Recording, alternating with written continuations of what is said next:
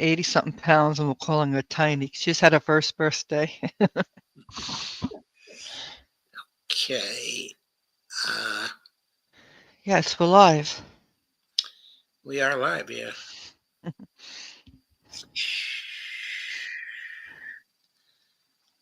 Let's play the countdown.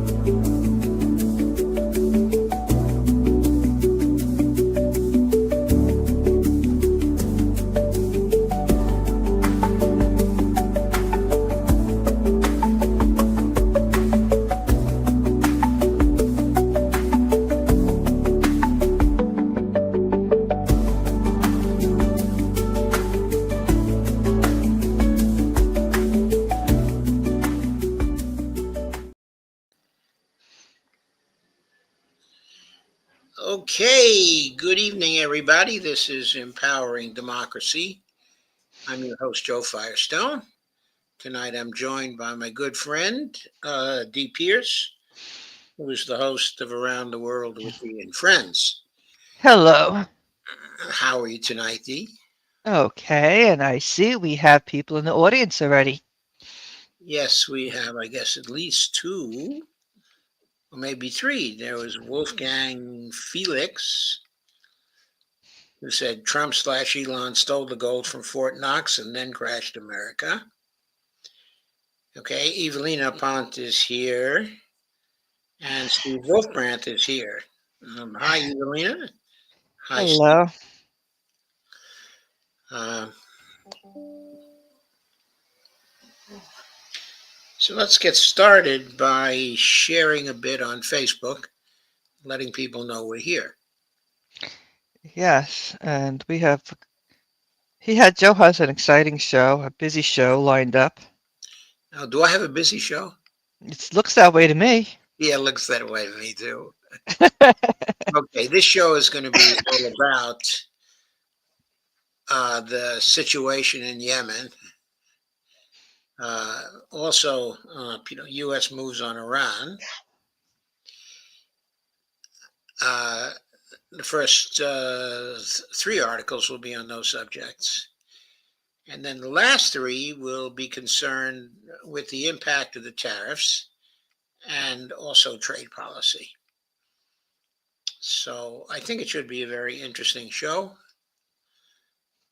But before we start off in earnest, uh, we're going to do a little sharing on Facebook. hmm Sharing is caring. Yes, it is. And we care, right?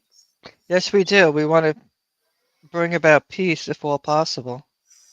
At least try to shift in that direction. Yeah, at least make some contribution to Yes. that.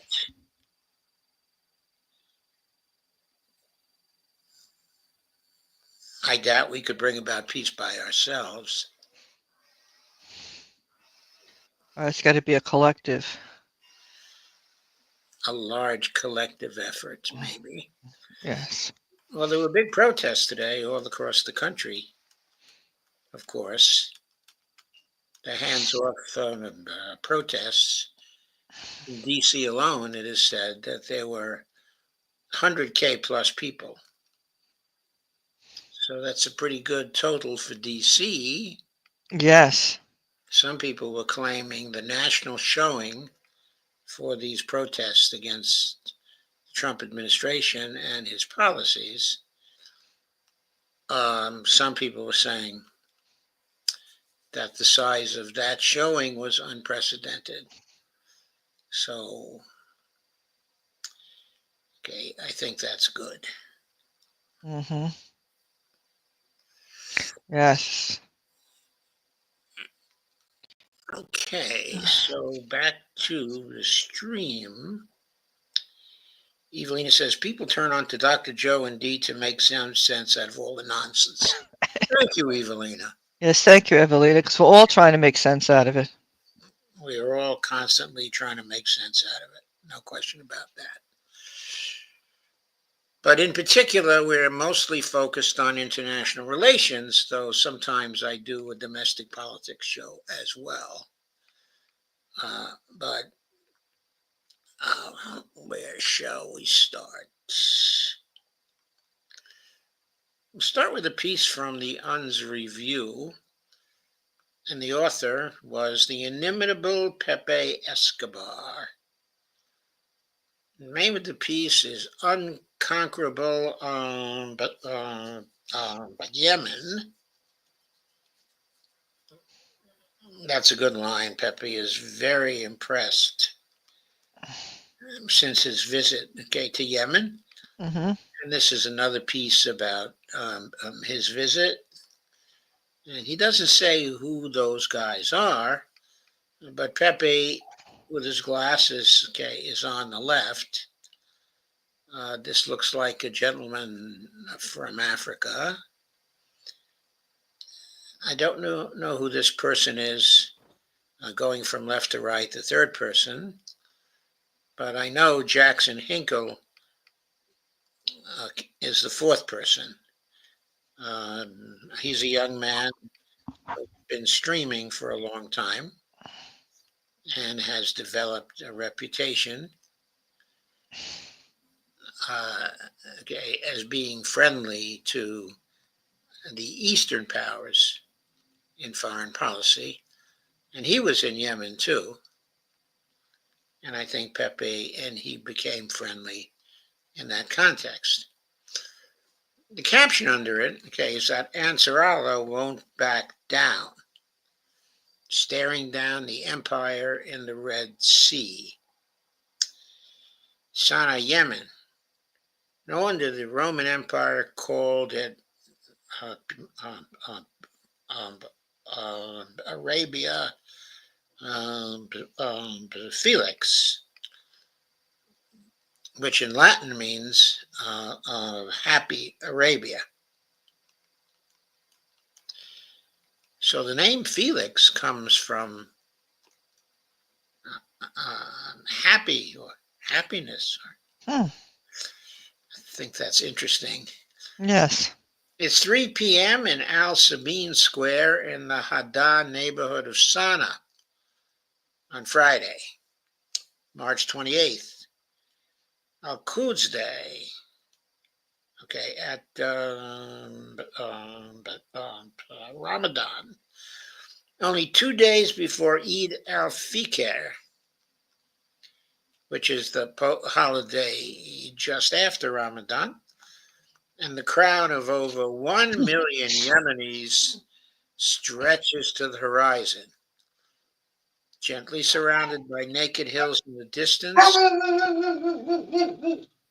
and with the grand Al-Salah Mosque framing the foreground. The foreign pilgrim climbs to a small stage, and after all, the pilgrim, after all of his pilgrimages across the world and the lands of Islam, he knows that in one fleeting minute, he must essentially thank the crowd and this nation for being so noble, so upright, so fearless, bearers of so much moral clarity and purpose. They should know that the whole global majority instinctively gets it and stands with them. And who was the pilgrim who made that particular pilgrimage? And who got to say a few words to that huge crowd? Why, that was Pepe himself, the foreign pilgrim. Interesting. This is not so much about support for Palestine, which they have been showcasing in this same vast square for 17 months non-stop, as shown all over global social media, but most of all about the inner strength, of Arabia Felix. Free Palestine rhymes and echoes in eternity with freedom of Yemen. They can be heroes not just for one day, as David Bowie, the Western Chameleon, immortalized it, They are heroes for posterity.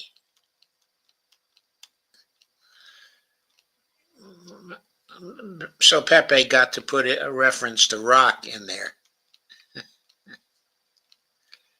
If I can characterize David Bowie as rock, as opposed to pop. Anyway, there's a photo, okay, of Pepe.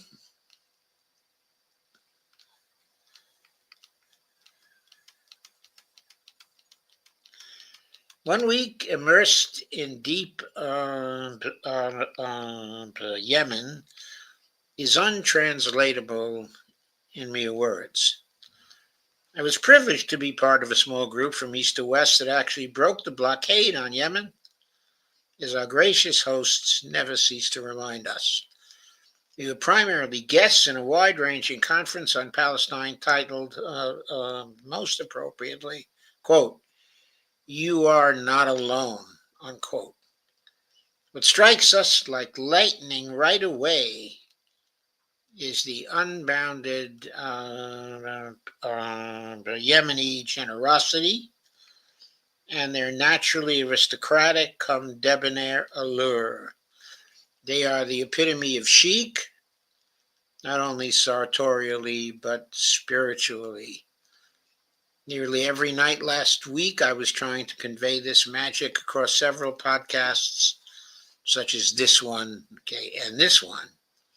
And he linked to 2 podcasts.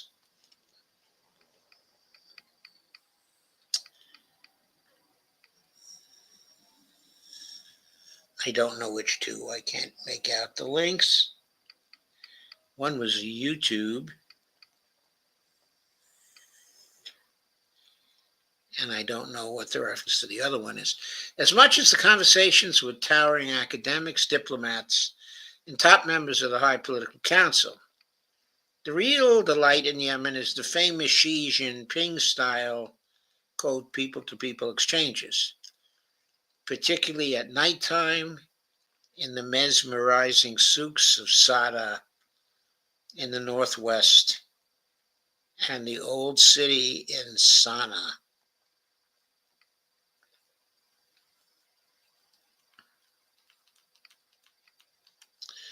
Souks, I assume, are one of these buildings that you see in the picture. This is the true soul of Arabia, its secrets perfuming the air like the incense a purifier dressed in white spreads around the El Kabir Mosque in the old city. Blind men crouching at the entrance, chewing khat, and absorbed in their meditation. This magic is what Allah Himself characterizes in the Holy Book in several verses and chapters. It's a generosity only bestowed to Yemenis, fighting a coalition, quote unquote, of willing vassals.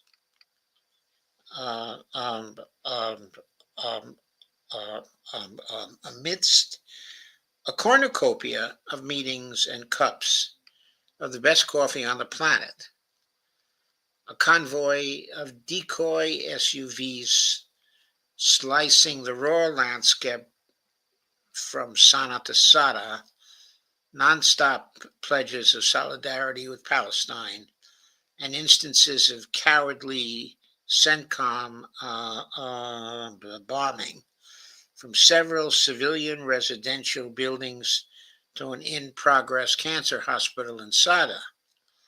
Soon it becomes clear that Yemen is fighting yet another lethal chapter, now against the Trump 2.0-led CENTCOM, of what is a 10-year war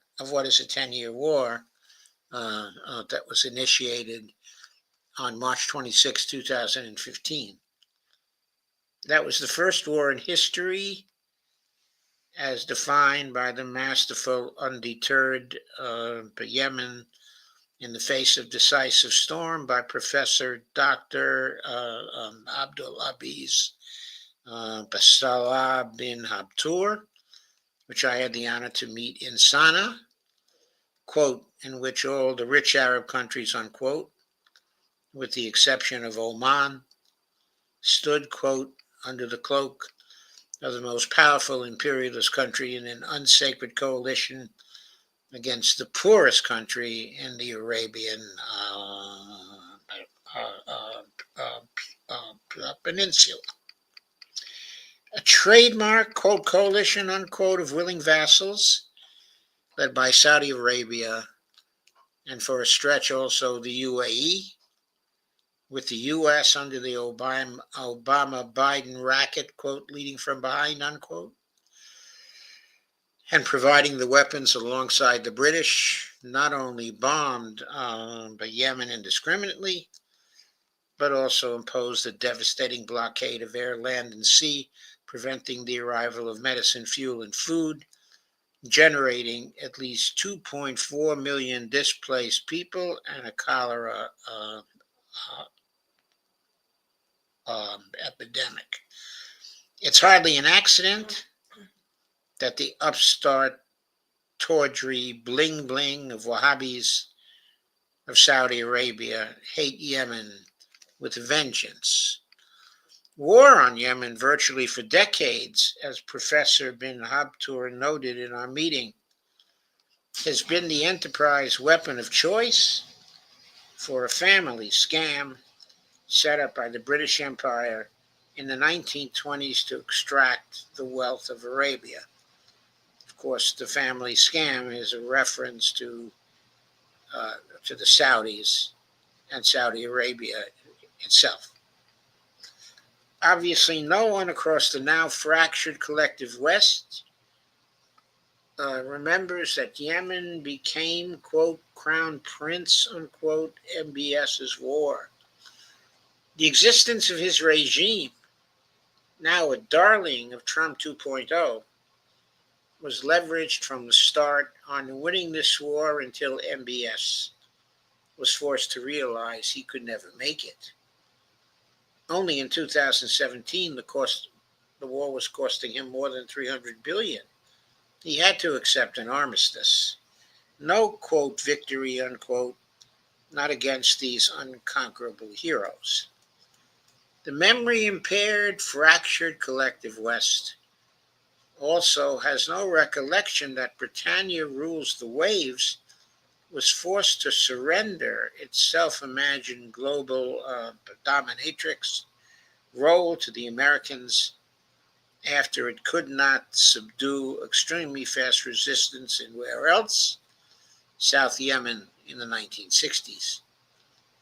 That opened the way to Saudi-led dementia, even as the pattern remained the same.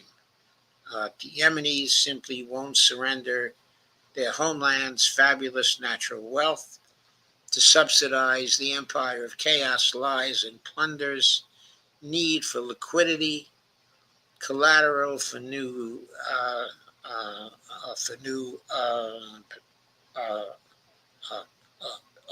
cash, for cash uh, games, and most of all, the commodities that lie under Yemen's rich soil.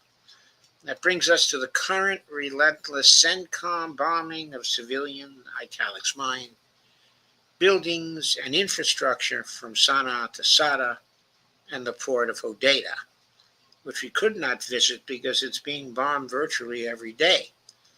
As much as we detail to our Yemeni interlocutors how worried we are with the empire unleashing its fury, they invariably answered with a smile, "We will win." That may come from Yahya Saree, the military spokesman of the Yemeni armed forces, who against all security odds visited us at our hotel, or from a drop-dead cool camel biker in the souk in Sada. Extra mischief against Yemen comes from the UAE, a privileged partner of Trump 2.0, in Persian Gulf business. God bless you. God bless you again. Thank you. Which is primacy over Yemen's oil assets and access to much of Yemen's supremely strategic southern coastline, investing heavily in colonizing the island of Socotra. And then there are the unofficial proxies on and off of the Saudis, okay, and Emiratis, Al Qaeda in the Arabian Peninsula, and ISIS Daesh, weapons of choice for selected factions of the empire of chaos, lies, okay, and plunder. And there's a handshake between Pepe and Yahya Saree, who says that Yahya is a megastar in China. Meanwhile, the Ansar Allah won't back down, staring down the empire in the Red Sea. Quote, when American soldiers are killed in the Red Sea, what will they say to their people and families? Will they claim they were killed for the liberation of their country? Or will they say they were killed to protect the Zionist terrorists? Unquote. And Pepe's last word, unconquerable. So, Dee, what have you to say about that little piece?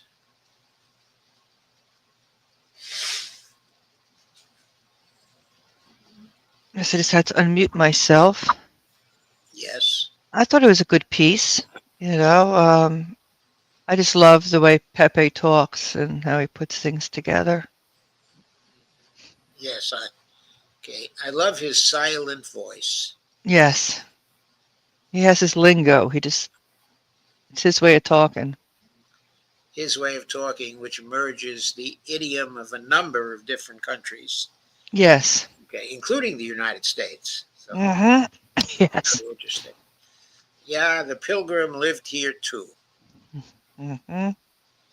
I think for a number of years he lived here in the United States on the West Coast. Oh, yes, you mentioned that. Yes. Yes.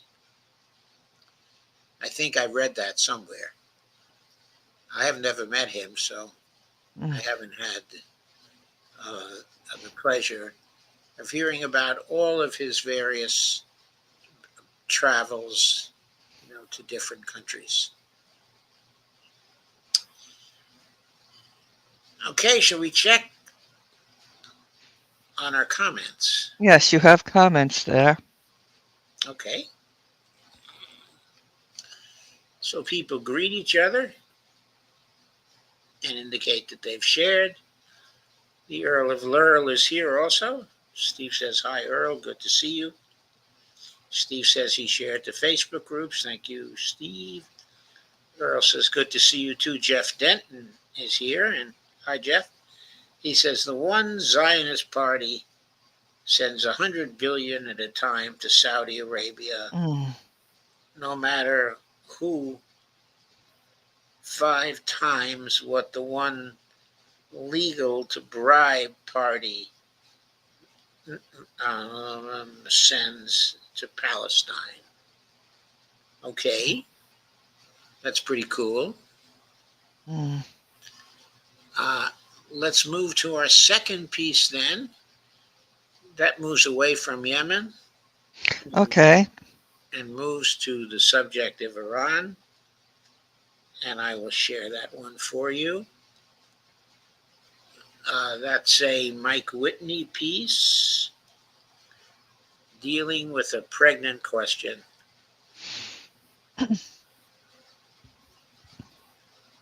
Okay. It's up there now for you, Dee. All righty. The UN's review.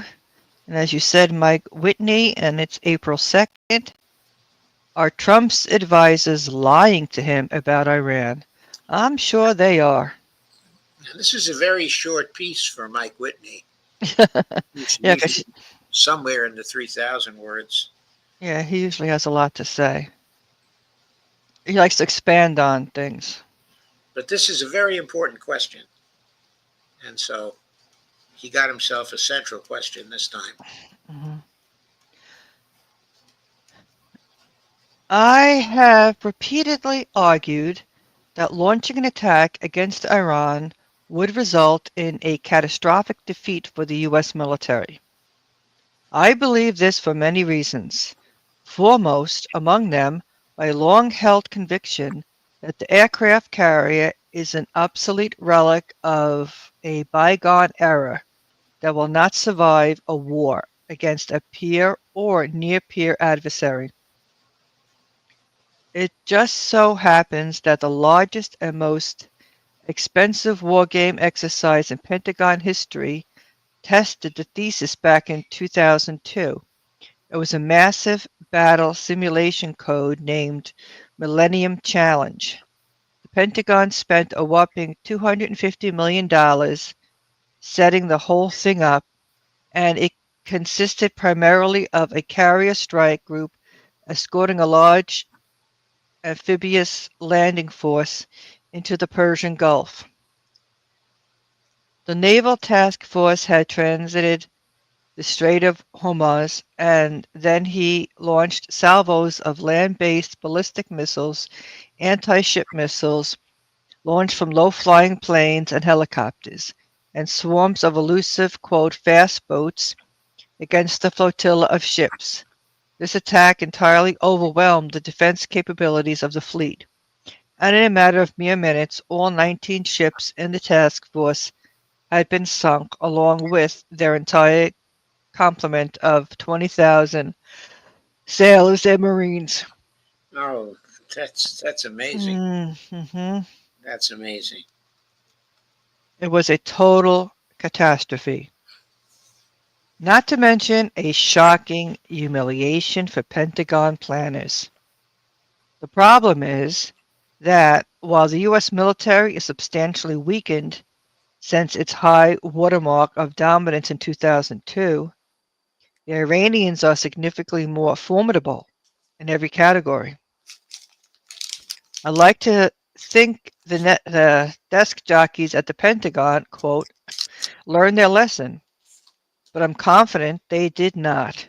And if the U.S. attempts to make war against Iran at this late stage of the empire's denouement, I expect the real-life results to be at least as disastrous as they were in simulation over 20 years ago.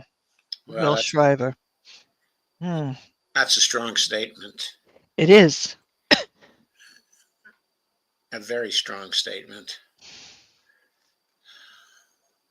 Donald Trump's advisors are withholding critical information that could dramatically impact his decision to launch preemptive airstrikes on Iran.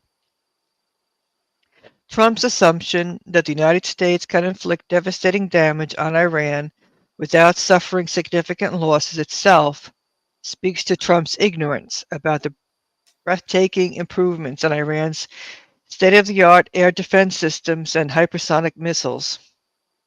As we noted in earlier articles, Iran's extraordinary missile and air defense capability were put on full display during the tit-for-tat dust-up between Israel and Iran last year.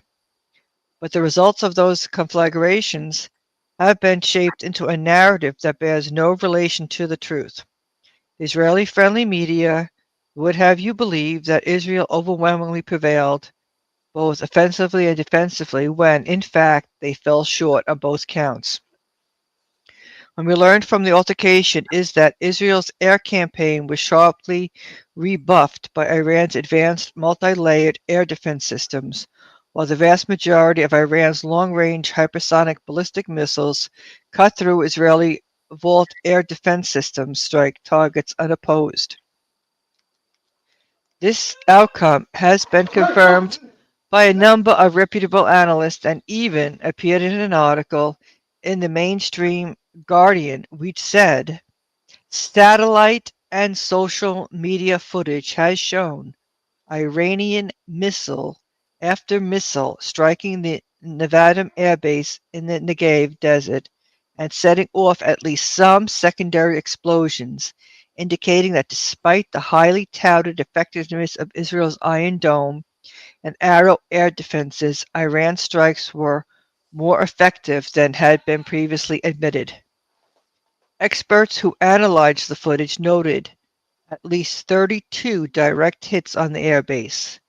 None appeared to have caused major damage, but some landed close to hangars that house Israel's F-35 jets among the country's most prized military assets.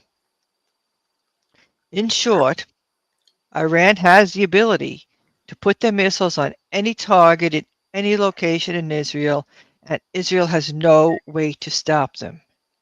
Here's how military analyst Braden Weichert summed it up in an interview on Absolute Truth. Yes, Iran's threat has evolved, and the fact that everyone in the West in official positions seems to be reading off the same script should tell you that Iran, as I warned years ago, has evolved key capabilities to threaten Israel as never before. So Iran not only has the offensive tools to inflict significant damage on U.S.-Israeli bases and critical infrastructure in the region, it also has one of the most advanced, cutting-edge air defenses in the world. Yeah. Greatest threat to world peace. A German survey ranks world leaders.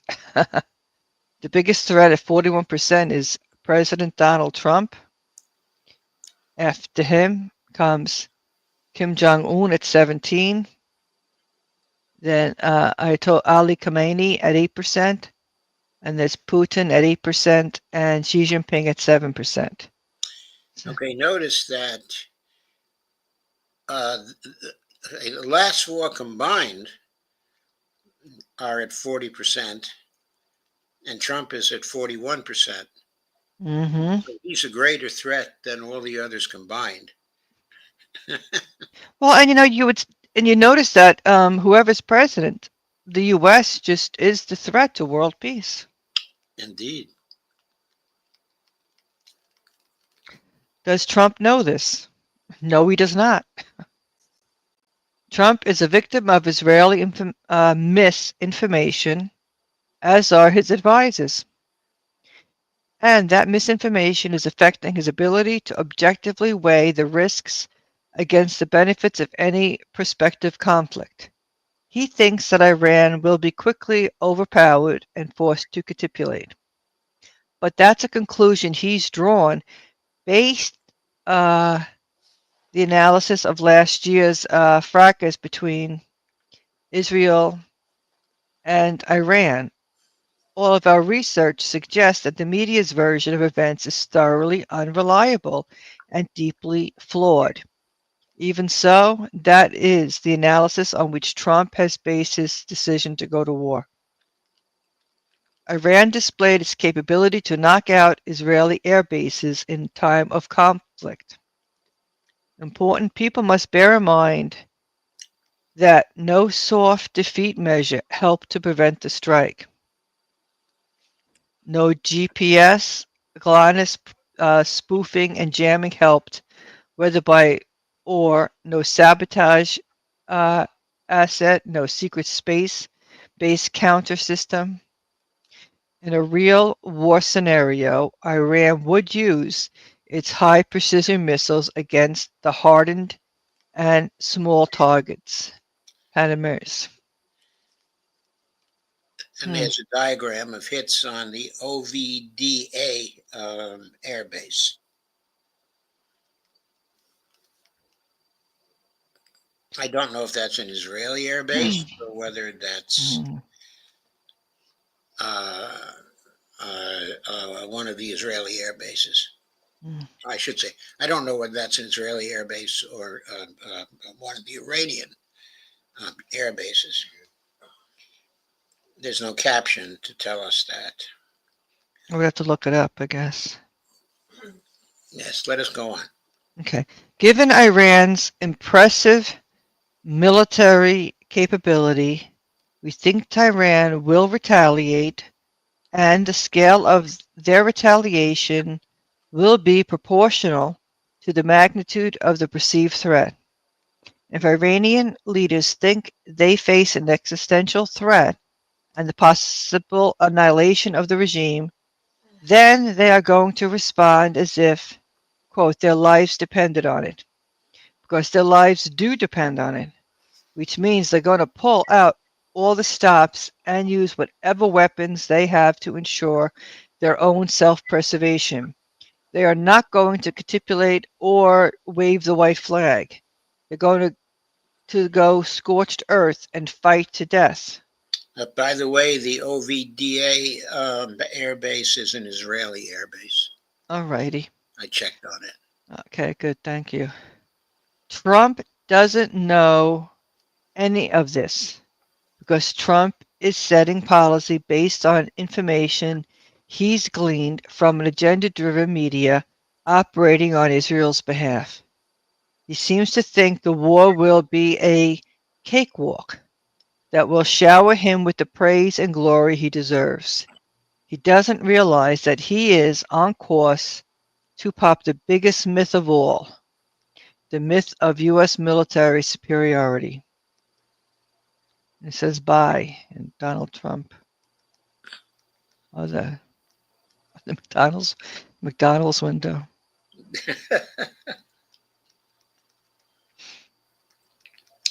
And that's the end of the piece. And the sad thing is, it's all these. It's like the same people, a similar mindset that was all around Biden. Yes, that was it. Was the same deal there. Yeah.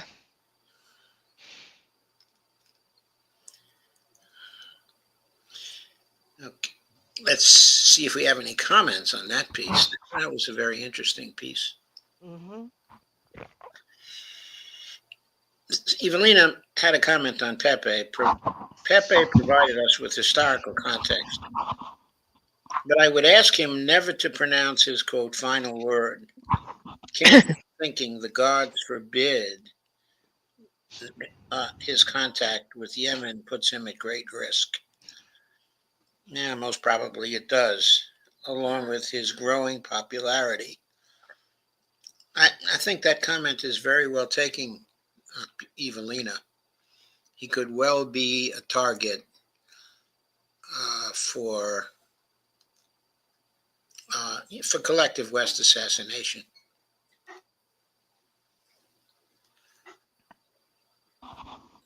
He could well be a target for that. Mm. A little more information about the OVDA Air Base.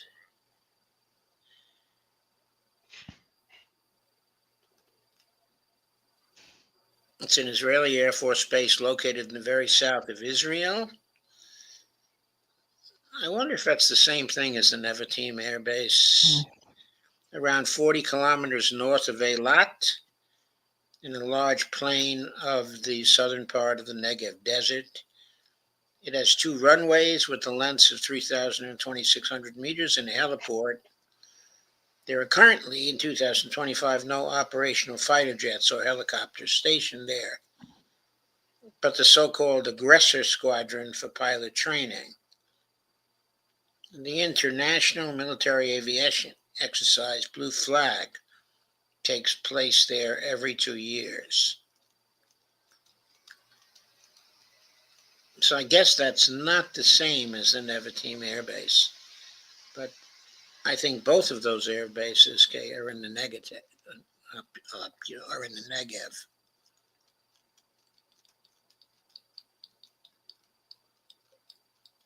Let's see what other information there is.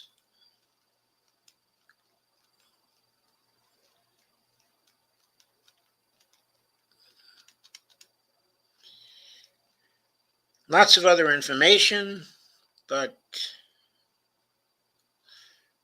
in 1981, the OVDA or UVDA Air Base was opened as a military air base together with Nevatim and Ramon Air Base. So it's another air base, inside of the negative. Not the same, okay, as the Nevatim Air Base. So it was the Nevatim Air Base where the 32 hits of the hypersonic missiles occurred. So it was not the OVDA air base, but that photo was one of the OVDA, okay, or Avda air base. Okay, the next piece is also on Iran and deals with another major question with respect to Iran.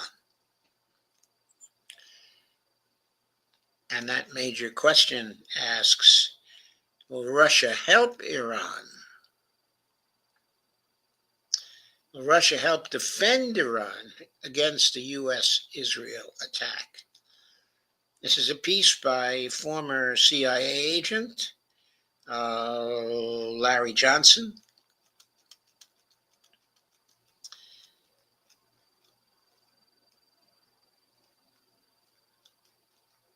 Okay, this is a diagram of new transportation and logistic routes, okay, that are in the process of implementation. They start off, okay, in Mumbai, okay, in India, and then move to the Chabahar port, which is one of the essential links. From there, things move north. There are drop-offs to Basra, which is in the south of Iraq and is a really key place.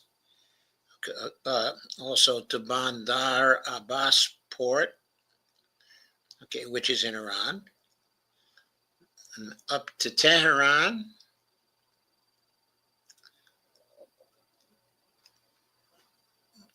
Okay, then to transportation links from Central Asia.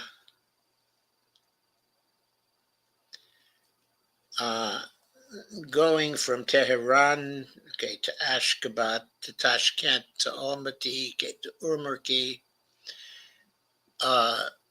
This is part of the new Silk Road. Goes through Tehran, and then it goes to Istanbul, to Sofia, to Belgrade, okay, to Budapest, to Vienna, okay, in the heart of Europe. And going north, goes over the Caspian Sea, okay, to Aktau. Okay, this is the north-south rate route, which the Russians are particularly interested in building as an alternative trade route to Europe without having to go through Suez. Okay, you can see it goes to Baktau, to Astrakhan. Let's see if I guess I can't move this map, but it goes further north. There it is, okay, until it gets to Moscow. Okay, from Astrakhan to Moscow. And from Moscow, of course, it can also go into Europe. And it can go further north to St. Petersburg. That's not shown here. But this is a trade route which is very important to Russia and the commercial development of Russia, and also to Iran. And it's also about connecting to. You can see the darker lines are rail corridors. The lighter lines are north-south transport corridors, that is roads. Okay, then there is the Ashgabat Agreement and the symbols for ports on that map. So the source of this is CSIS, and the title, okay, is Reconnecting Asia. And CSIS, if I'm not mistaken, is a think tank here in the U.S., which used to be a center for Henry Kissinger before he died. It's a think tank from the establishment, actually cited at Georgetown University. So, this illustrates the Russia-Iran north-south transport corridor. Larry Johnson says, this is one of the issues that Scott Ritter and I discussed yesterday with Nima. The video, says Larry, has more than 163,000 views as of now. Strangely, I have yet to see that particular video. I somehow missed that, but we'll try to catch it. Based on public comments, the U.S. and Israeli authorities are assuming that Russia will do nothing other than issue a strongly worded protest, okay, in case of an attack on Iraq. He's talking in case of an attack on Iran. That is a view shared by most analysts, including Scott. I have a different opinion and decided to elaborate on my thinking.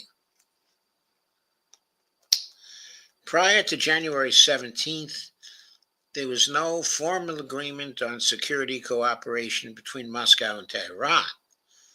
That is no longer the case. So let's examine the particulars of that agreement. I am not a lawyer, and no, I did not stay at a Holiday Inn.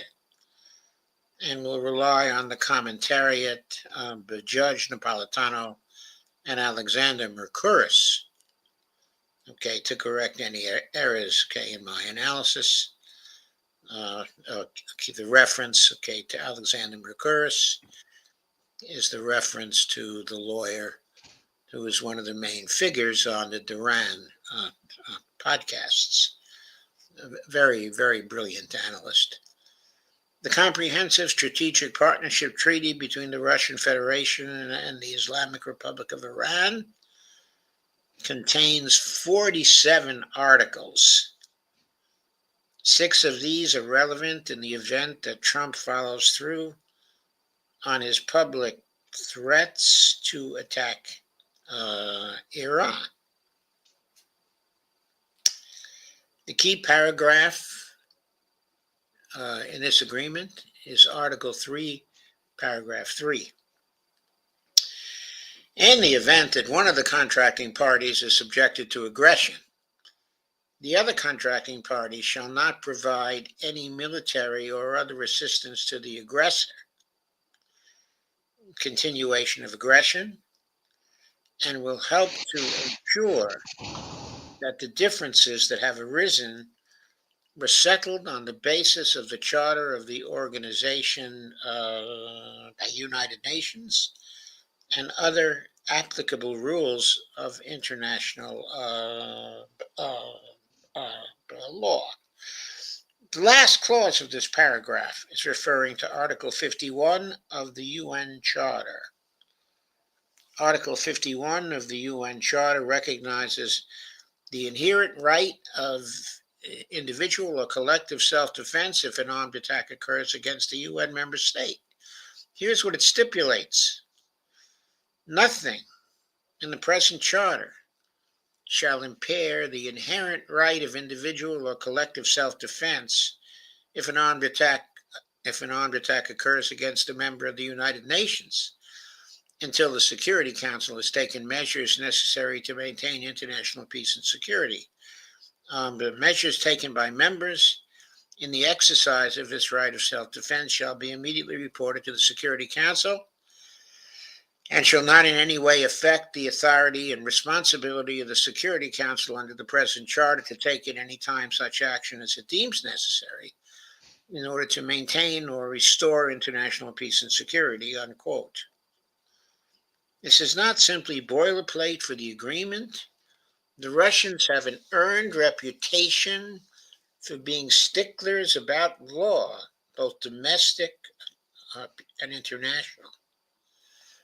And I believe they included this language as an explicit promise to help Iran defend itself against an unprovoked attack by the United States or Israel. Note, if Iran launched a preemptive strike on U.S. planes based in Diego Garcia, that would exclude Russia responding. I discount the reports that Iran is planning to launch a missile strike on Diego Garcia because it would leave them without the guarantee of Russian support if the U.S. carried out a retaliatory strike. Article 4, section paragraph 1 provides further insight into the nature of the support that Russia is prepared to provide Iran based on the security agreement. Quote, in order to strengthen national security and counteraction common threats to the intelligence service and the security of the contracting parties, exchange information and experience and improve the level of cooperation. Exchange information, quote unquote, is a diplomatic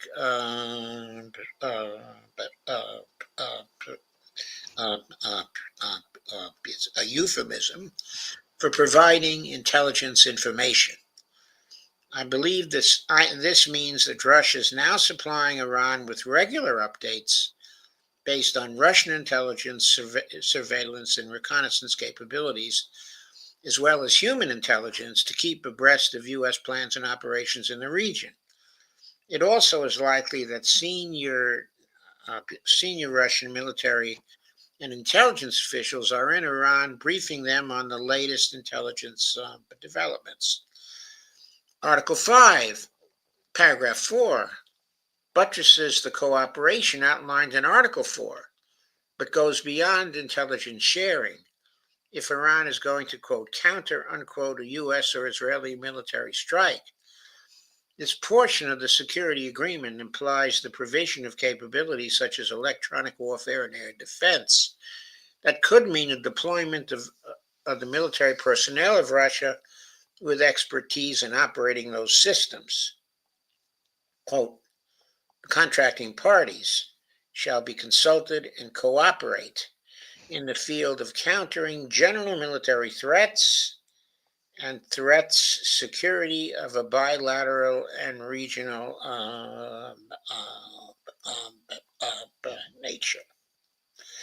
Apart from providing military assistance to Iran, Russia also made a point of emphasizing the diplomatic measures to prevent an attack. Article 9, paragraph 1 stipulates the following. Quote, guided by the objectives of the maintenance of international peace and security, the contracting parties shall consult and cooperate with each other within the framework of international organizations, including the UN and its specialized agencies, on global and regional issues that may directly or indirectly challenge the common interests and securities of the contracting parties. The security agreement, unquote. The security agreement also addresses, albeit indirectly, the U.S. claim that Iran is building a nuclear weapon, according to Article 10. The contracting parties shall closely cooperate in arms control, disarmament, non-proliferation, and international security within the framework of relevant international treaties and international organizations to which they are parties, and regularly consult on these issues. The key phrase is, quote, non-proliferation, unquote. If Iran proceeds to develop an operational nuclear device, this would invalidate this agreement. The Iranians are not crazed lunatics. They understand that they will have far more security with Russia on their side as long as they're not going to proliferate than they would if they decided to build a nuclear warhead. Finally, there is Article 23, where Russia and Iran commit to work together on projects devoted to the peaceful use of nuclear energy. The contracting parties promote development long-term and mutually beneficial relations in order to implement joint projects in the field of peaceful use of nuclear energy, including the construction of nuclear power facilities. What was one of the motivating factors underlying this agreement? I believe the answer lies in Article 21, Paragraph 4. Quote, the contracting party shall actively cooperate in the development of international transport corridors passing through the territory of the Russian Federation, the Federation and the Islamic uh, uh, uh, uh, uh, uh, uh, the Islamic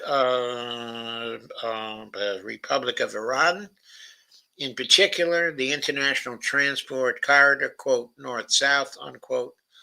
This interaction includes the promotion of goods originating from the contracting parties to the markets of third countries and the establishment of conditions for the development of seamless transportation through transportation corridors, both in bilateral traffic and in transit through its territory. This is Russia putting the BRICS strategy into action. Russia does not trust the West, and in the aftermath of Western economic sanctions and military attacks on Russian territory, Russia is serious about developing a transportation route that will relieve them of depending on the Suez Canal and also the Dardanelles, i.e., the narrow straits in northwestern Turkey, historically and geographically significant as a waterway connecting the Aegean Sea to the Sea of Marmara and forming part of the boundary between uh, uh, Europe and Asia. Russia is thinking about the future. It no longer wants to be at risk of going to war with Turkey or with NATO in order to ship grain and fertilizer from the Black Sea. Indeed, it is building a transportation corridor that starts on Iran's ports on the Arabian Sea, passes through Azerbaijan, and terminates in Russia. I am not sure that Donald Trump and his national security team understand this. If they are assuming that they can attack Iran and that Russia will sit by and do nothing, I think they are making a grave error. And the reason why, of course, is because of the importance that Russia puts on this new transportation corridor, for its own future. That transportation corridor is going to connect up also to the Arctic transportation corridor that Russia has been working on.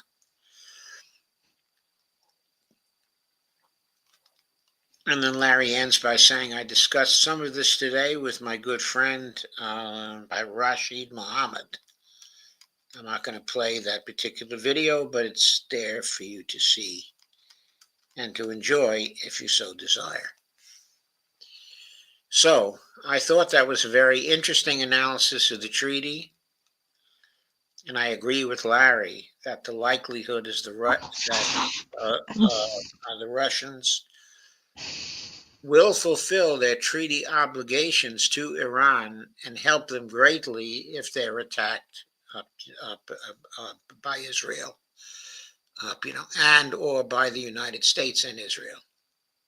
Right, and Russia keeps its word. And Russia does keep its word. It does what it says. It's been very careful to do that. Actually, since the beginning of the Federation.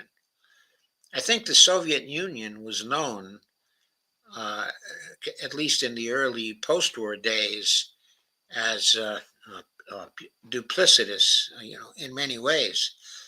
But this behavior has not been characteristic of the Russian Federation. It may be due to the legal background of Putin, who is a lawyer.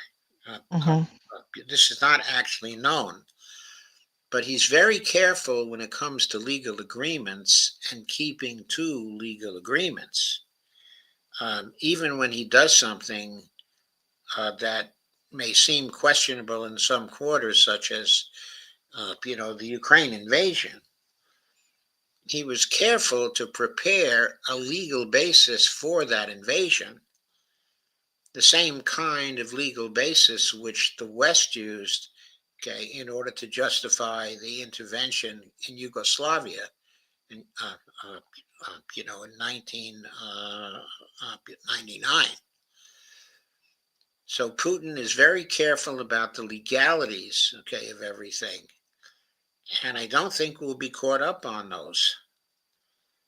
Okay, and I think he does keep to his agreements, and that one should assume uh, that in case of attack, he will provide really great help uh, uh, um, to Iran.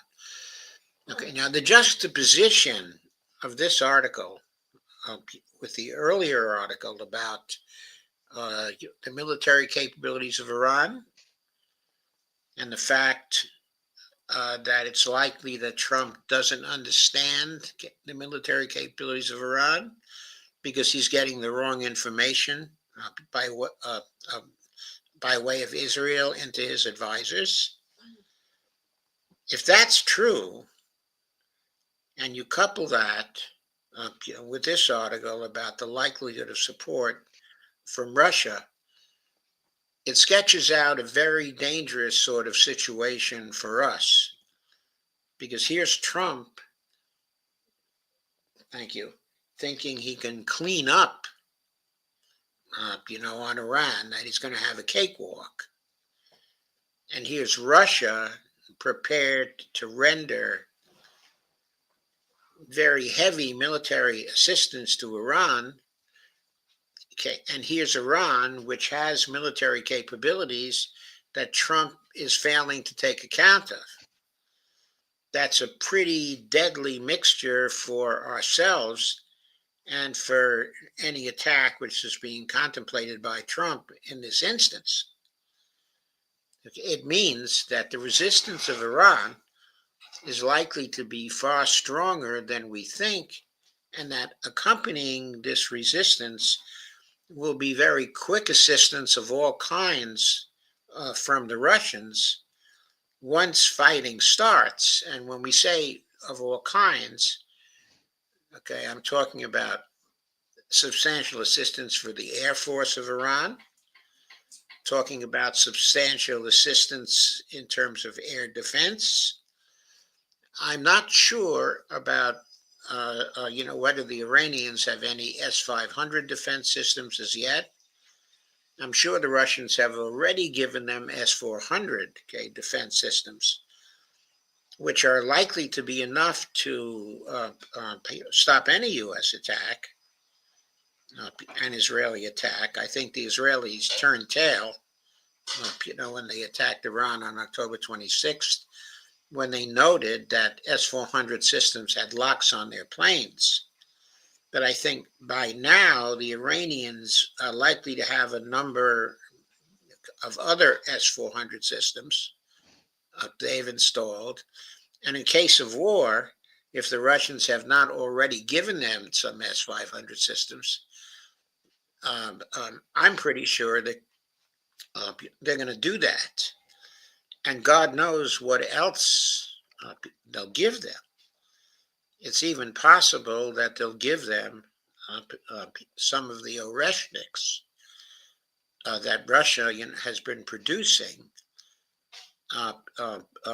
day by day for the last 4 or 5 months. Russia has never used Oreshniks again, but Oreshniks would be very handy for Iran to have in terms of its threatened attack on, U.S. air bases inside of the Middle East. All you need, is one Oreshnik per air base. That would be it. Mm-hmm. I'm telling you, if there is an attack on Iran from the United States, I think it's going to be a disaster for the U.S. presence inside of the whole Middle East. Because I think the response of Iran will likely be decisive in destroying most of the air bases and destroying most of Israel too. And I don't think Oreshniks are needed to destroy Israel. There was a news item the other day that said that the Houthis were targeting the Dimona reactor, uh, um, near the port of Eilat, Mhm. with 1,000 missiles. I mean, I don't know what that kind of attack is likely to do, to the nuclear uh, pile that's there and that has been producing uh, the fuel, for the Israeli bombs. But that kind of attack is likely to create a very dangerous sort of situation for Israel, even though the attack would be in the far south. Uh, I mean, I shudder to think what a general war, okay, in the area precipitated by the United States would actually result in. I mean, I fear for the continued survival of the state of Israel if that kind of war occurs. So that finishes, I think. Well, let's go to the comment first, but Okay. that's the last of our articles for the first part of our show tonight. So let's check to see if we have some other comments. Evelina says, P.S. Only that mention is referring to the end of Pepe's article on Yemen, where he writes, final word, invincible. I think his final word actually was unconquerable, unless there's another article you're referring to. And by the way, I don't doubt the Yemenis are um, um, um, um, invincible morally, much like the Palestinians. I so wish it would not mean, quote, until the last of these noble people, unquote. A strong anti war movement has to consolidate, even while pushing on so many fronts, both foreign and domestic. It can dampen any real thoughts of war with Iran, by the U.S. and Israel. And even when it says, okay, unconquerable. Yeah. uh, Unconquerable is a little different, from invincible. Okay, Pepe is not really claiming victory. He's just claiming uh, uh, uh, the Yemenis are never going to quit and they can't be conquered. So that is a little different. So let's go on to the second half of the show, which is on trade policy, okay, and tariffs. Okay. And Dee, this is now your turn for the first of the articles on this. Okay. And that first article is by uh, Jeffrey Sachs. Jeffrey Sachs. Jeff Sachs. And we have, okay, that's another piece from UNS. Okay, it also appeared at Common Dreams, but for some reason I wasn't able to reproduce the link to the Common Dreams article Okay. for the description for this show. So, I simply provided the link to UNS, okay, for that reason. But the UNS article is the same article. I think its title is slightly different for UNS purposes, but other than that, I believe it's the same article. So, Okay. Trump's absurd trade policies will impoverish Americans and harm the world. Jeffrey Sachs, April 3rd, 2025. okay, Jeffrey Sachs, I should, say a word about that, of course, okay, is a Columbia professor, and by now very storied, okay, and respected, fully respected. He's a director of I guess it's called the Sustainability. I think it's the Center for Sustainability and International Relations or something like that. It's a leading center, and he travels all over the world, giving advice. Yes, he does. He's a real celebrity, okay, in international politics. The reason why I raised this is because Colombia has been in the process now for some time of uh, basically caving to Donald I Trump. was supposed to order them. Huh? No, I was just talking to my sister. Okay. He's been in the process for some time, okay, of caving to Donald, not he, but the Hmm. university has been in the process of caving to Donald Trump for some time. Okay. And it's really a problem for academic freedom at that school because it's rapidly disappearing. The alumni, of course, have been very powerful in bringing this about because there are powerful contributors who are threatening the school if they don't fall in line with respect to Israel and Palestine. And I have to say, this is just a guess of mine. I have no inside information, but I'm thinking if I'm in Jeff Sachs's um, um, um, um, um, shoes, and given his prominence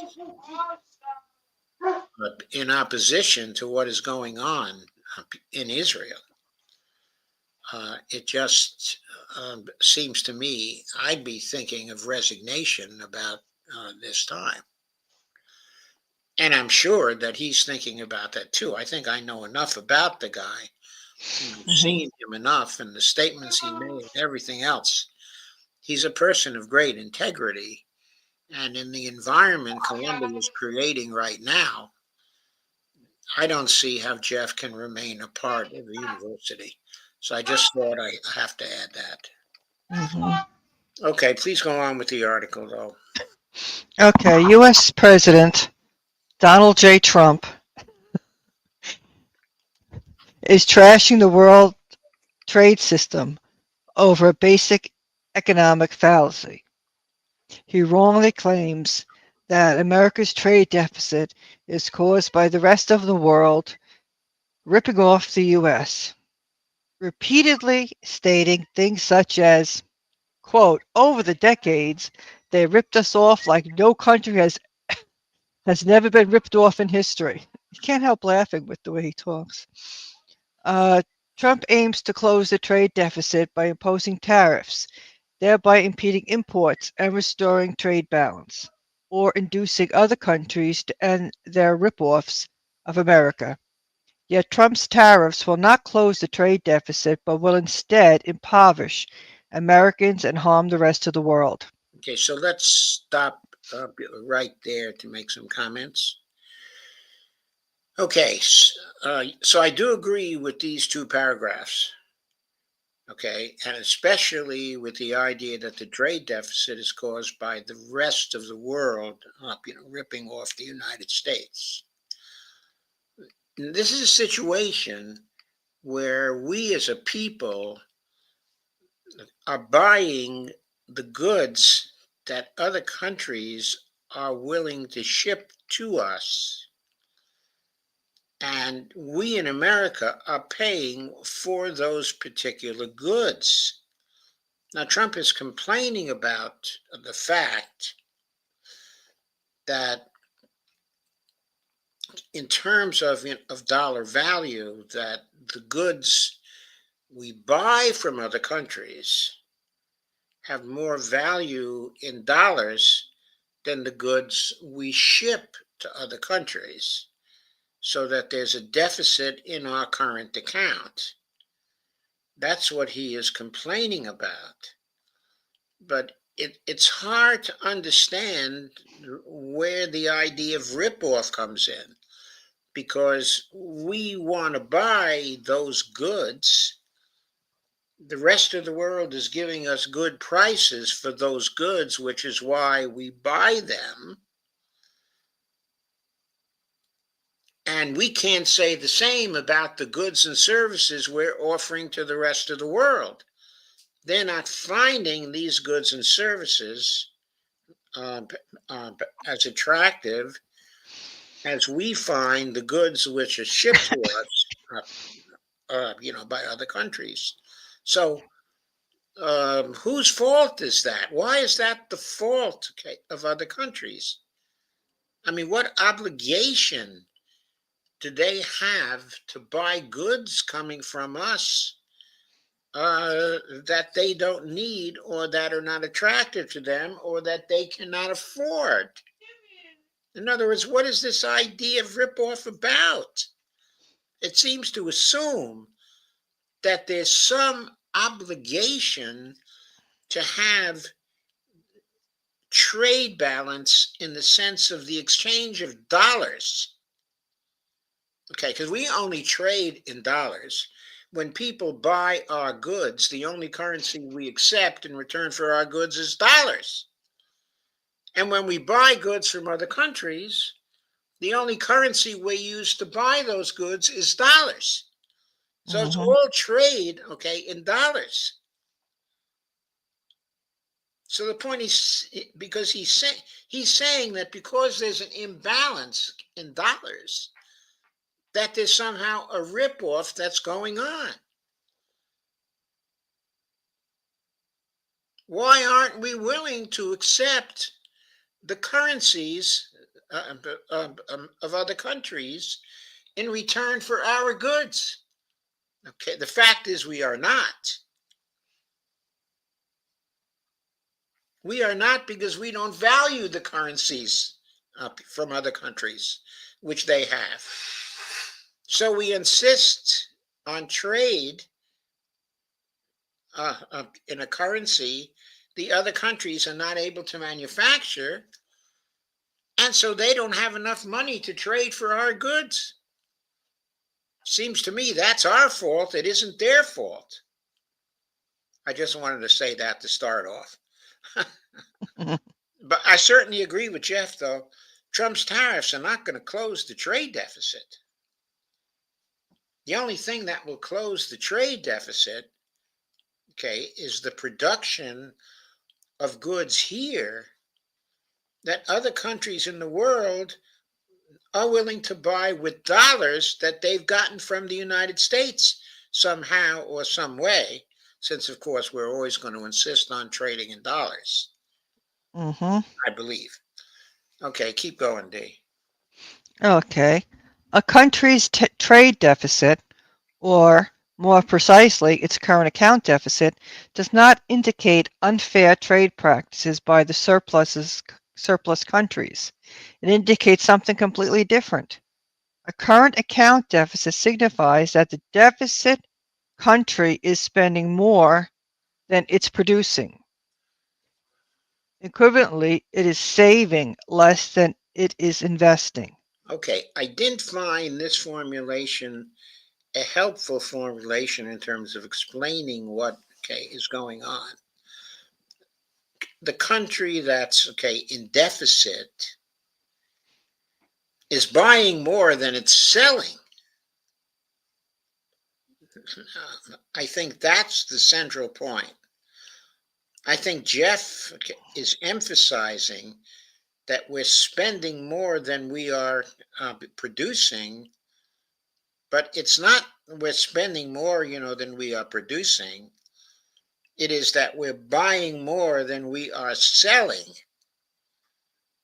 That's because we can't sell our stuff. Now, there may be a lot of reasons why we can't sell our stuff. It may be because we are no longer good at manufacturing stuff other countries want. It's more likely because they don't have the money to buy our stuff. Mm-hmm. Okay. Because they need that money again, in dollars. Okay. Anyway, to me, it's a little opaque to say the deficit country is spending more, than it's producing. I mean, we can be producing all kinds of things here at home, but that doesn't mean that we're good at selling those things to other nations. So I don't understand the idea we're spending more, than we are producing. I mean, we may be producing all kinds of crap that other countries don't want. That's true. That's the point. Okay. And then it's equivalently, it is saving, less than uh, uh, uh, it's investing. I think Jeff is here referring to certain kinds, okay, of economic models.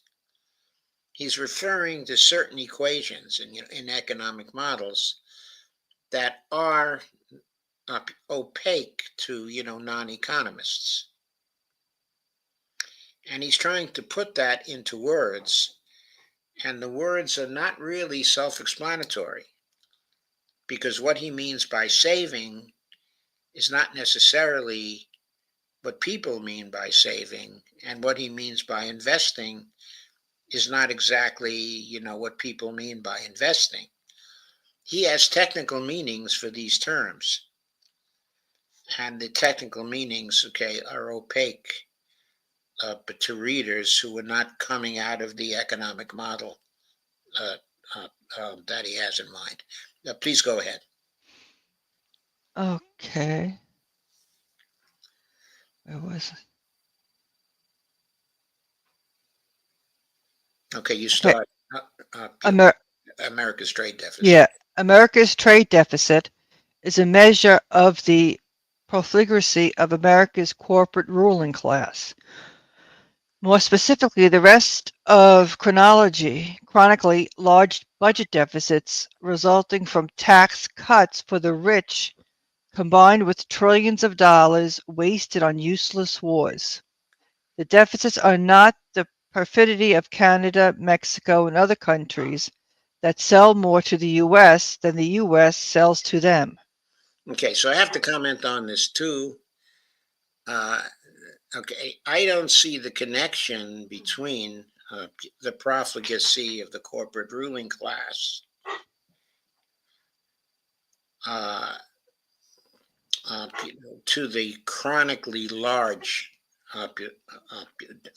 deficits.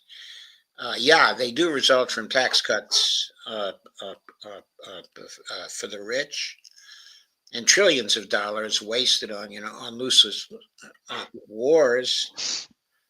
But okay, I don't see why the trade deficits are resulting from the budget deficits. I mean, I don't see the connection. Okay, it seems to me, let's say a trade deficit is 6%, okay, of GDP.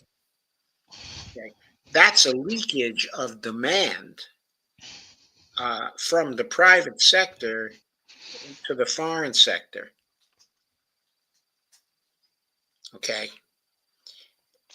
uh, that particular uh, leakage, okay, is represented by the deficit in the current account. There's a leakage of 6% of GDP, let us say. Now, one might have a budget deficit. In fact, one should have a budget deficit of 6%, okay, of GDP, putting money into the private sector to compensate for the leakage. Okay, and that would create a neutral situation then for the private sector. Instead of losing 6% to a trade deficit, the government would be restoring the 6% uh, uh, to the private sector in order to create a full employment type, okay, of situation. Now, I don't see uh, how that's a cause of the trade deficit. I do agree with him that trade deficit is not due to the perfidy of Canada, Mexico, and other countries, that sell more than the U.S. But I don't see how the budget deficit comes in here as a cause.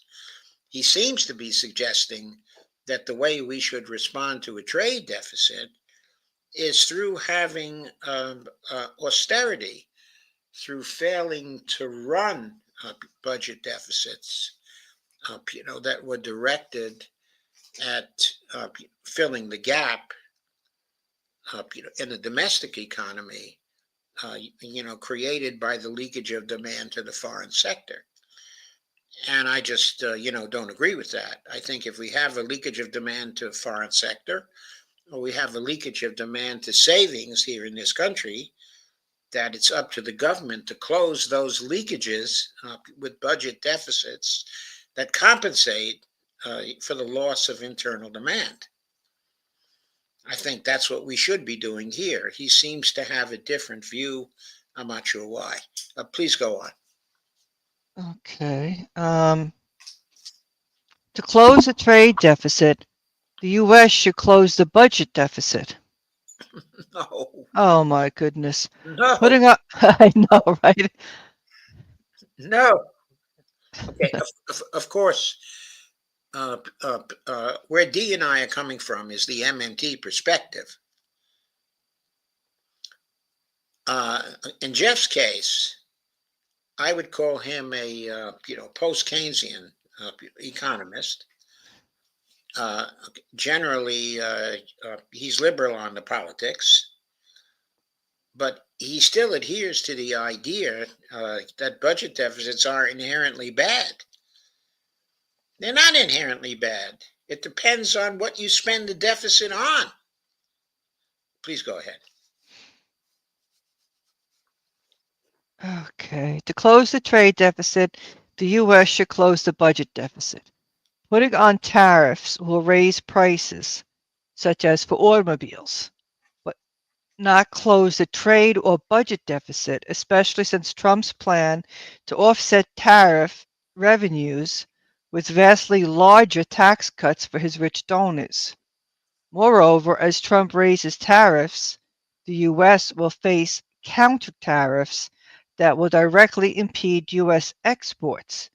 The result will be lose-lose for the U.S. and the rest of the world. He's absolutely right about that. That's true. What does it have to do with the idea of the U.S. Uh, uh, should close the budget deficit in order to end the trade deficit? And why should we want to end the trade deficit anyway? In other words, from the standpoint of ourselves, when other countries trade us goods that we want, hmm and we pay them with US dollars, we are paying them with electronic bits of information while they are shipping their real wealth to us. Yeah. So, the point being, why should we want to close the trade deficit? If a trade deficit is naturally closed, okay, because the world economy changes, and people want to get goods from us, that's fine. But failing that, the budget deficit is actually very good for the United States because we're basically getting some things for nothing. Now, there are real costs to that, of course. We are not being successful in developing certain industries because we're buying goods from other countries.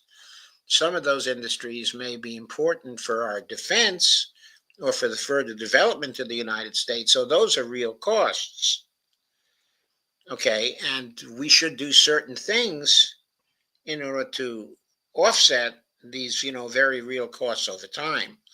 But if we're just looking at the short term, the immediate situation, uh, okay, then if we have trade deficits, they're good. There's no reason to close them. In other words, that shouldn't be the point, hmm okay, of a trade policy, or an economic policy. Okay, we'll get to what we think the point is as we go on. Okay, anyway, please continue. Okay. Let's look at the numbers. In 2024, the U.S. exported 4.8 trillion in goods and services and imported 4.9 trillion of goods and services. leading to a current account deficit of 1.1 trillion. That 1.1 trillion deficit is the difference between America's total spending in 2024, 30.1 trillion, and America's national income, 29.0 trillion. America spends more than it earns and borrows the difference from the rest of the world. Trump blames the rest of the world for America's deficit, but that's absurd. Okay, I have to stop it here for another comment. Okay. We spend more than we earn, and we borrow the difference from the rest of the world.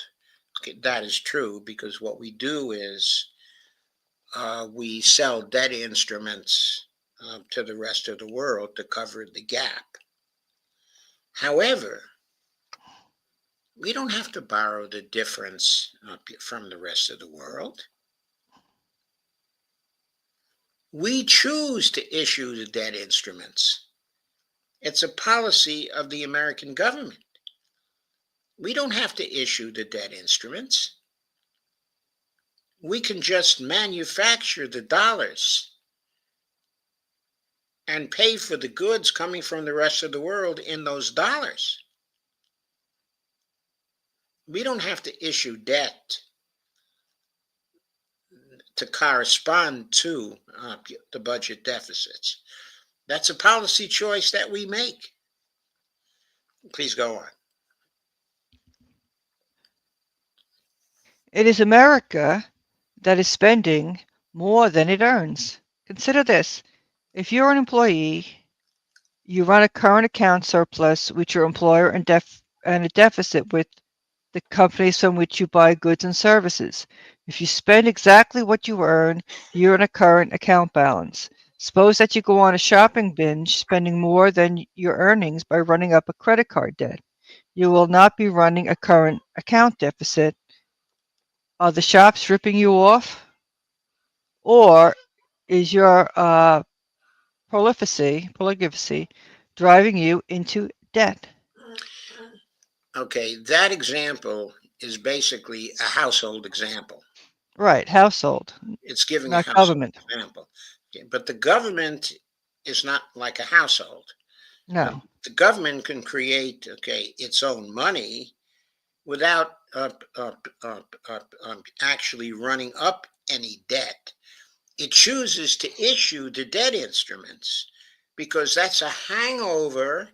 It's a hangover from the gold standard times when we did have to issue debt because we did not have the capability to create an unlimited amount of fiat currency because the currency was based on gold. But now we have a purely fiat currency and we can issue as much currency or reserves as we want to issue. So we don't have to run up any credit card debt. But also, I have to add, when you run up uh, uh, your credit card debt, uh, you cannot make any more money to pay down that credit card debt. But when the federal government issues debt instruments, it doesn't matter how high the level of debt is, the federal government can always manufacture a sufficient amount of money to pay off that credit card debt. Mhm. You are not like that. And he's making the analogy saying here that we are like the government of the United States. No, Jeff, we are not like the government of the United States. Please go on. Okay, tariffs will not close the trade deficit so long as the fiscal irresponsibility of the corporate raiders and tax evaders that dominate Washington continues. Suppose, for example, that Trump's tariffs slash the imports of automobiles and other goods from abroad. Americans will then buy U.S. produced cars and other merchandise that would have been exported. Imports will fall, but so too will exports. Moreover, new tariffs imposed by other countries in response to Trump's tariffs will reinforce the decline in U.S. exports. The U.S. trade imbalance will remain. Right? Jeff's absolutely right about that. That's what historically happened. All the empirical evidence indicates the trade imbalance is going to remain. Tariffs are not going to heal that. No. While the tariffs will not eliminate the trade deficit, they will force Americans to buy high-priced U.S. produce goods that could have obtained at lower costs from foreign producers. The tariffs will squander what economists call the gains from trade, the ability to buy goods based on the comparative advantage of domestic and foreign producers. Okay, so he's right about the last part of that, but I think the first part he's not right about Mhm. because uh, what the tariffs can do is not force us to buy high price goods. It could stop us from buying any goods. In other words, in certain fields, the prices will just get too high and a demand will not exist on the part of people of these countries to buy goods that we think we need. So we will experience austerity as a result of the tariffs. We will have to go without certain goods because the prices will be so high. Mhm. The tariffs will raise prices for automobiles and wages of automotive workers, but those wage hikes will be paid by lower living standards of Americans across the economy. Okay, so Not, there it is. Will be paid for by austerity. yeah, the real way to support American workers is through federal measures opposite to those favored by Trump, including universal health coverage, support for unionization, and budget support for modern infrastructure, including green energy, all financed with higher, not lower, taxes on the wealthiest Americans and corporate sector. So I have to comment on that also. Uh, those things do not have to be financed with higher taxes. Now, I am for higher taxes because the wealthy are too wealthy, and we need to take away lots of their money to lower their influence on our political system because they have moved our political system towards the fascism that we see now. So, yes, we need higher taxes on them. But these things, universal health coverage, support for unionization, and budget support for infrastructure, okay, including green energy, don't have to be financed with higher taxes. They can be financed by the creation of money without issuing corresponding debt. Mhm. That, of course, is the MMT position. Please go on. The federal government does not cover its overall spending with tax revenues because wealthy campaign donors promote tax cuts, tax avoidance through tax havens, and tax evasion. Remember that Deutsche has gutted the audit capacity of the IRS. That's true. The budget deficit is currently around $2 trillion, or roughly 6% of U.S. national income. Now, 6% of GDP. Mhm. While a chronologically high budget gap, the U.S. trade balance will remain in chronic deficit. Uh, I'm not sure about.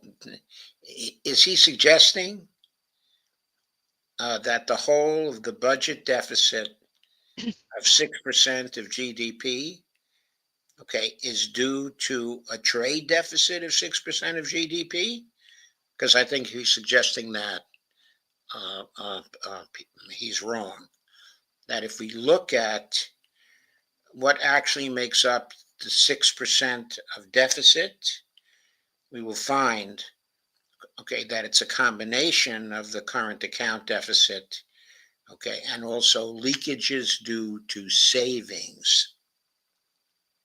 Leakages due to savings. Mm-hmm. I'd be surprised if the trade deficit is 6% at this point. Okay, I haven't actually checked it out, but I'd be very surprised because it's usually a combination of those two things.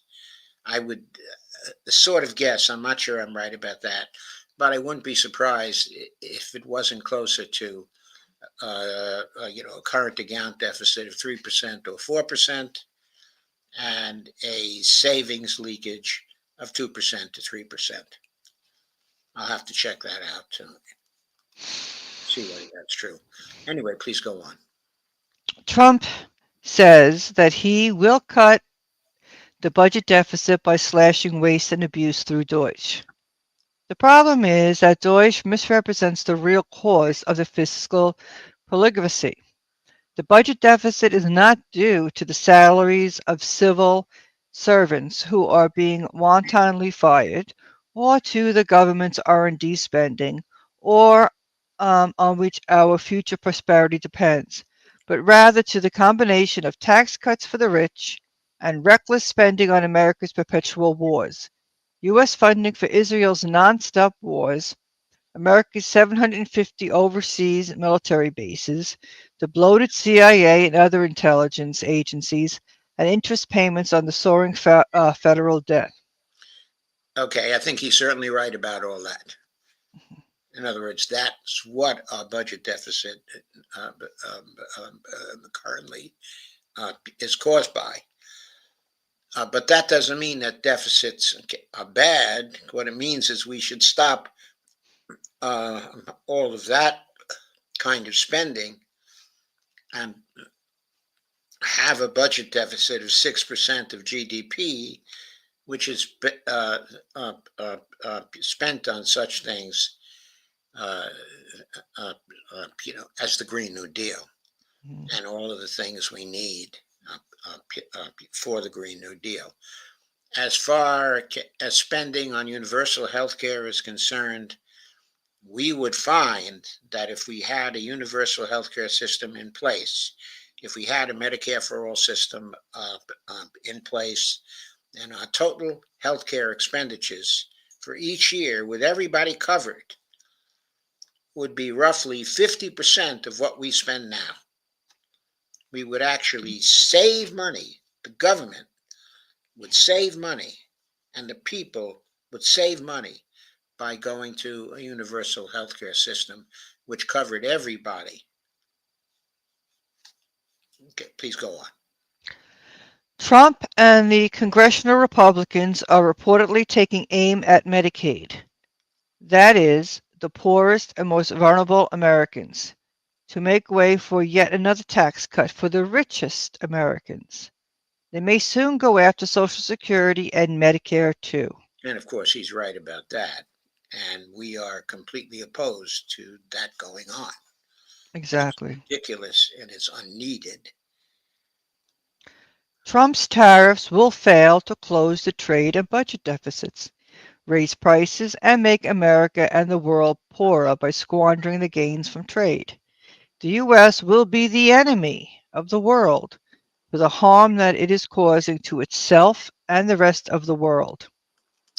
And he is dead right. Hmm. And his center is the Center for Sustainable Development at Columbia University. And as I said when I started out, uh, okay, it is very regrettable that he may not be there for that much longer, because I don't see how he can stay in that situation. I also don't see how he may be able to move to another Ivy League university, okay, because Harvard is in the process of caving, Mm. and I think some of the others are in the process of caving too. He'll probably try to move to a university where academic freedom still exists. Uh, I don't know. We might see him at the University of Michigan. I don't think they caved out there yet. Uh, but anyway, expect to see him move soon Shh. because I don't think he can tolerate the situation at that university too much longer.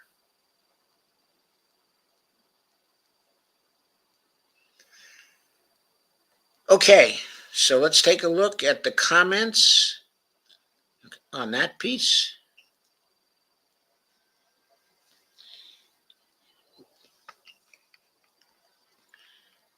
Evelina says, wondering if you can foresee Trump returning to the gold standard and abandoning the fiat currency. Lately, there seems to be a lot of talk about buying gold. There is not enough gold in the whole world to support the budget deficits of the United States or the GDP of the United States or the currency of the United States. And how about all the other countries that want to go back on the gold standard also? It isn't going to be possible for people to go back on the gold standard. They've got to have, in the end, fiat currencies because the gold in the world will not support the population of the world, the gold supplies. It is just totally impractical. It is ridiculous. It is the most ridiculous idea of all time to return to the gold standard. Steve Wolpern said the actual population of China seems to be very much in doubt. Yeah, I don't know what it is exactly. I guess they used to be quoted at about 1.5 million. Now I think they're quoted at 1.4 million. Their population seems to be going down, which is not surprising because as countries get richer, the people in them have fewer children. And so that can result in declining population. Evelina says there's no returning to gold. No, there's no returning to gold, and it would be a disaster if people decided to go on to Bitcoin or any other currency that uh, is constrained and limited by virtue of how the currency is actually created. We need to have a currency that will infinitely expand with the needs of the population. And that has to be a fiat currency, okay, for the long run. So anyway, let's go on to the next piece now, which is also on tariffs. It's another perspective, okay, on tariffs.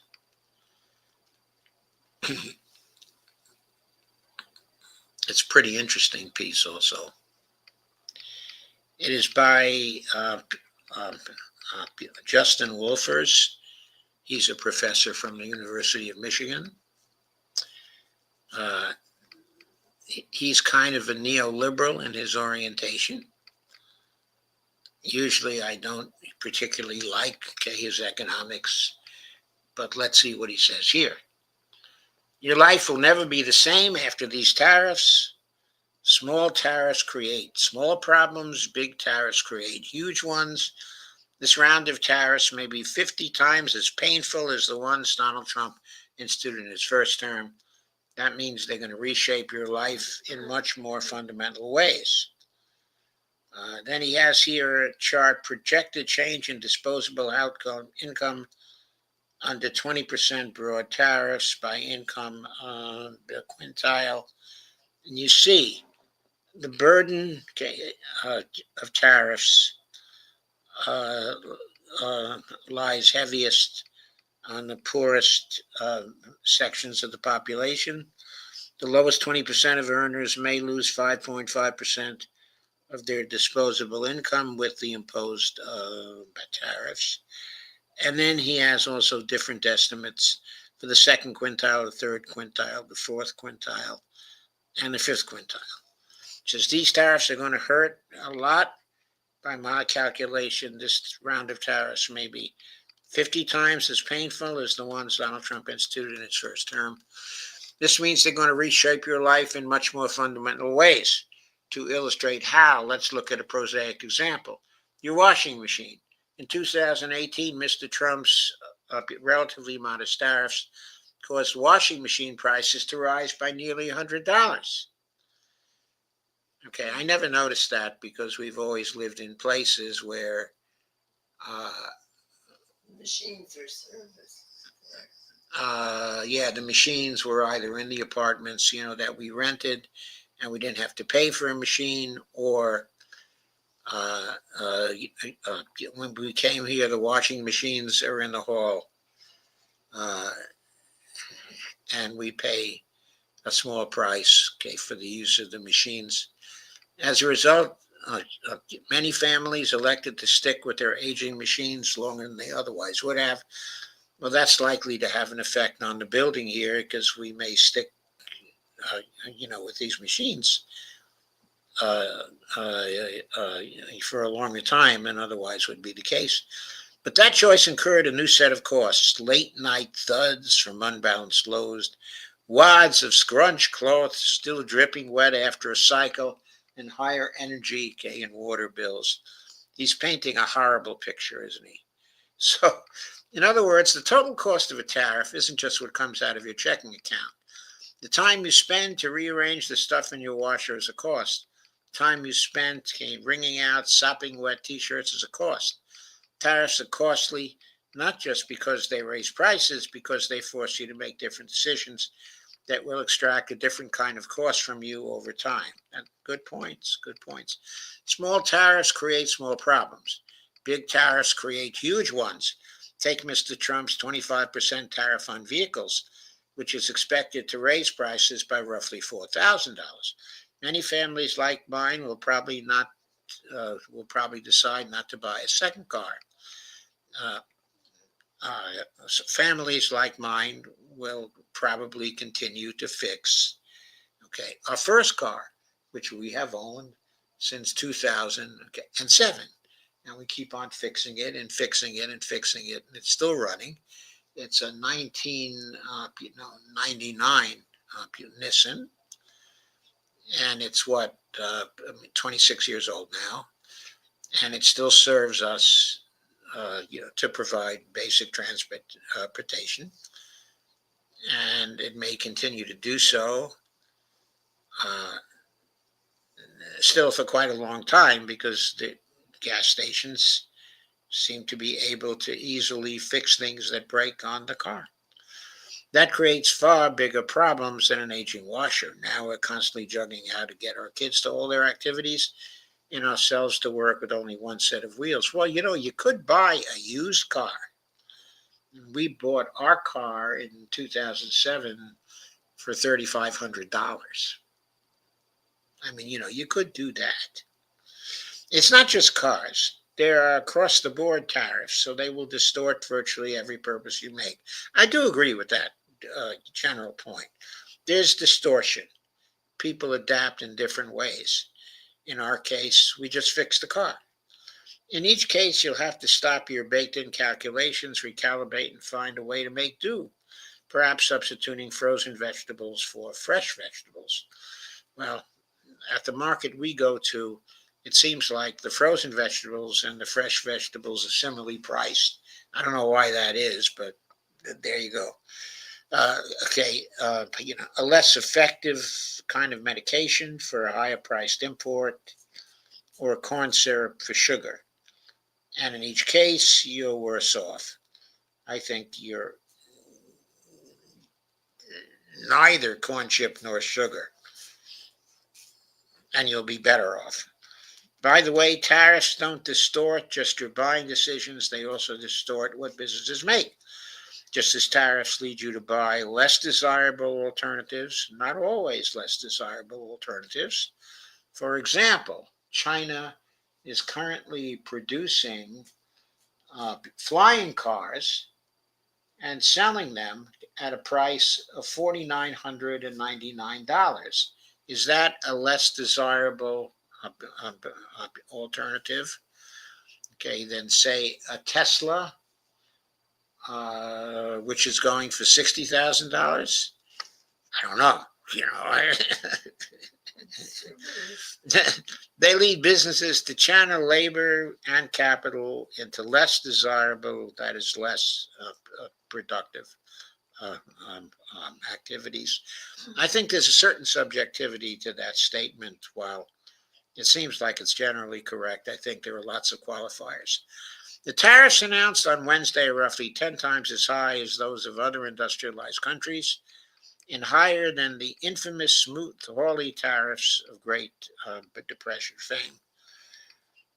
I think the likely result of these tariffs, if Trump stays with them, and I don't really expect he's going to, I think he's going to start running the other way soon. But let's say he was to stick with these, okay? Then I think the major impact of the tariffs would be that people would stop trading with the United States. They would ship their goods to other countries rather than here. And we would lose the benefit of getting their goods. And if we wanted comparable goods here, we would have to make them here. And it would take years before we were able to produce comparable goods of that kind here. And where would we get the investment money for those goods? Well, as I said before, we could get that investment money through the government running budget deficits to fund new investments here, okay, in this country. Certainly the government could do that. And certainly we would be able to build up our industries behind the paywalls of tariffs. We would use basically subsidies for the new industries, and eventually we would probably catch up. Might take 5 years or so, and we'd have 5 years of austerity here, and people would not like that. That would not be good for people, and there's no need for it. Okay? There's no need for it because if we don't want to rely on other countries for certain kinds of goods, we could simply subsidize industries in this country to make them competitive over time. We would never have to tariff. We could leave the tariffs exactly where they are. Trump's latest tariffs will lead folks to rethink not only whether to replace their washing machines, as they did in 2018, but also their dryers, refrigerators, stoves, groceries, clothes, cars, and even everyday essentials like computers. Yeah, that's certainly going to be an issue. Many of the substitutions we'll make will be quite painful.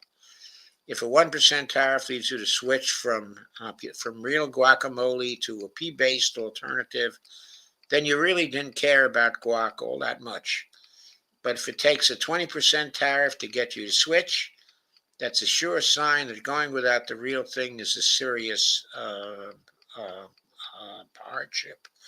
Well, maybe subjectively it's a serious hardship, but it doesn't seem to me that going without your guac is that serious a hardship.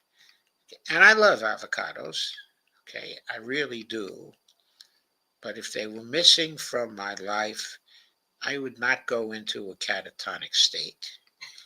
And this is why higher tariffs generate a far greater amount of pain. These forces aren't independent of each other. He's right about that. They interact, or in math, they multiply. Yes, that's arithmetic. The idea of interaction is represented by a multiplication of variables in math models. In fact, in math models I've done, that's the way I express interaction, is by multiplication, which means that costs rise in the square of the tariff rate. That leads to some pretty painful arithmetic. He's right. The average tariff rate was about 1.5% just before Mr. Trump's election in 2016. He subsequently raised tariffs on steel, aluminum, washing machines, solar panels, and many goods from China. but left much of the rest of the economy untouched. Yes, but his policies there were stupid. He shouldn't have put anything on the solar panels, okay, at all. What he should have done was to subsidize the solar panel industry here in this country, so solar panels we produce could have competed with the Chinese solar panels. That's what he should have done, but left much of the economy untouched. All told, by 2019, he roughly doubled the tariff rate to around 3%, and so objectively quadrupled whatever pain the 2016 tariffs were causing. And Justin says, yes, 2 times 2 is 4. Yes. Joe Biden kept some of these tariffs, but Mr. Trump's latest round pushes our current rate to about around 15 times its 2016 level. So squaring that, it's 225 times more painful. That's more than 50 times as large as the cost of Mr. Trump's first-time tariff increase. Perhaps voters pulled the lever from Mr. Trump with warm memories of the good economic times. But the reality of his first term is that there was a lot more tariff talk than action. They were barely more than a bump in the road. This time they're a mountain. So the impact will be more like a crash than last time's comfortable jolt. Well, I think Justin Wolfers is basically right about all this. These tariffs are going to be very, very painful. We'll have to give up a lot of things.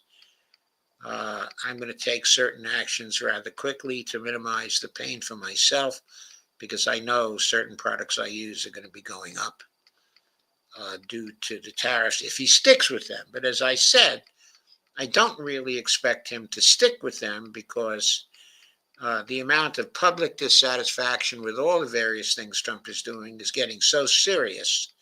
Many people are in the streets today, 100,000 plus in Washington, D.C., many, many more across the country, okay, in city after city. There's a growing movement against Trump. It's a real mass movement, not just against Trump, but it's against his policies. And the tariffs are going to be among those policies. And I think he's going to break on the tariffs. Yeah, he's stubborn now, and he's doubling down, and he's doing the tough guy shit. But we really know he's a coward and he's a bully, and in the end, he's going to run away. That's what I think anyway. Probably shouldn't have said that, but that is what I think. So, okay, we now have the final piece. I'll share that for D. Oh, before I share that, I guess I'll look at your comments again. Have to keep things in order here. So let me cancel that. Okay, so Evelina says, simply not enough gold to sustain the world's population. Thanks for that very clear example. Makes sense. Evelina says, avocados are a relatively new thing in the American diet. I don't remember eating them as a kid. I don't remember eating them as a kid either. They are expensive to produce. They take a lot of water. Lots and lots of water for avocados. If everybody ate avocados, they would severely strain the world's supply, okay, of fresh water.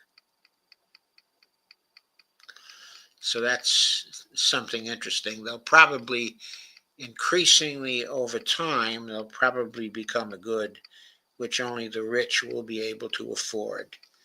I personally think that I'll be able to live without the avocado. Though probably we'll go out for dinner tomorrow night and we might eat a dish that has some avocados in it. So there it is. We're going to a very inexpensive restaurant, I have to say. But anyway, going on. Oh, by the way, please do buy me a coffee or contribute to my Patreon account. You notice my Patreon account is right up there by my name. And D also has some accounts which she will talk about before we sign off. But let me turn things over to her now. Oh, God. Okay. This new operating system is giving me fits. I know. I know. It That's seems crazy. every time they produce a new operating system, things get worse. Exactly. So here's the next and final piece. And this is by Kate uh, Aronoff. And she is from the New Republic. This was picked up from the New Republic by Portside. Trump's tariffs aren't going to work how he thinks they will. So, Dee, please pick it up from there. Yes, supposedly, this is all going to revive domestic manufacturing. But evidence for that is slim, and it won't happen overnight, especially not without other policies. At a basic level, tariffs make stuff more expensive. Okay, the ostensible goal of, quote, Liberation Day, in which the Trump administration will impose steep, near universal tariffs on imports, is to, quote, make America the manufacturing superpower of the world once again. The theory goes like this. Tariffs will make Americans buy fewer imported goods. Domestic and foreign manufacturers will be incentivized to set up plants in the United States to avoid the tariffs, revitalizing the country's manufacturing base and making its imports more competitive. Quote, when companies realize the incentives have changed, that they're going to have to factor in tariffs for imports, and they're not going to be able to just import cheap labor also from other countries under the president's policies. Mike DePlacido, policy advisor at the pro-Trump think tank American Compass, told PBS NewsHour, quote, these companies are going to be incentivized to invest in the education and training that our population needs to be successful. The evidence for all this is pretty thin, and it represents a strange brew of ideological tendencies. The Right. Trump Before we go on, I do want to comment on this. What this assumes, at bottom, is that companies from other countries are going to want to come here so they can sell their goods in order to get our currency, the USD.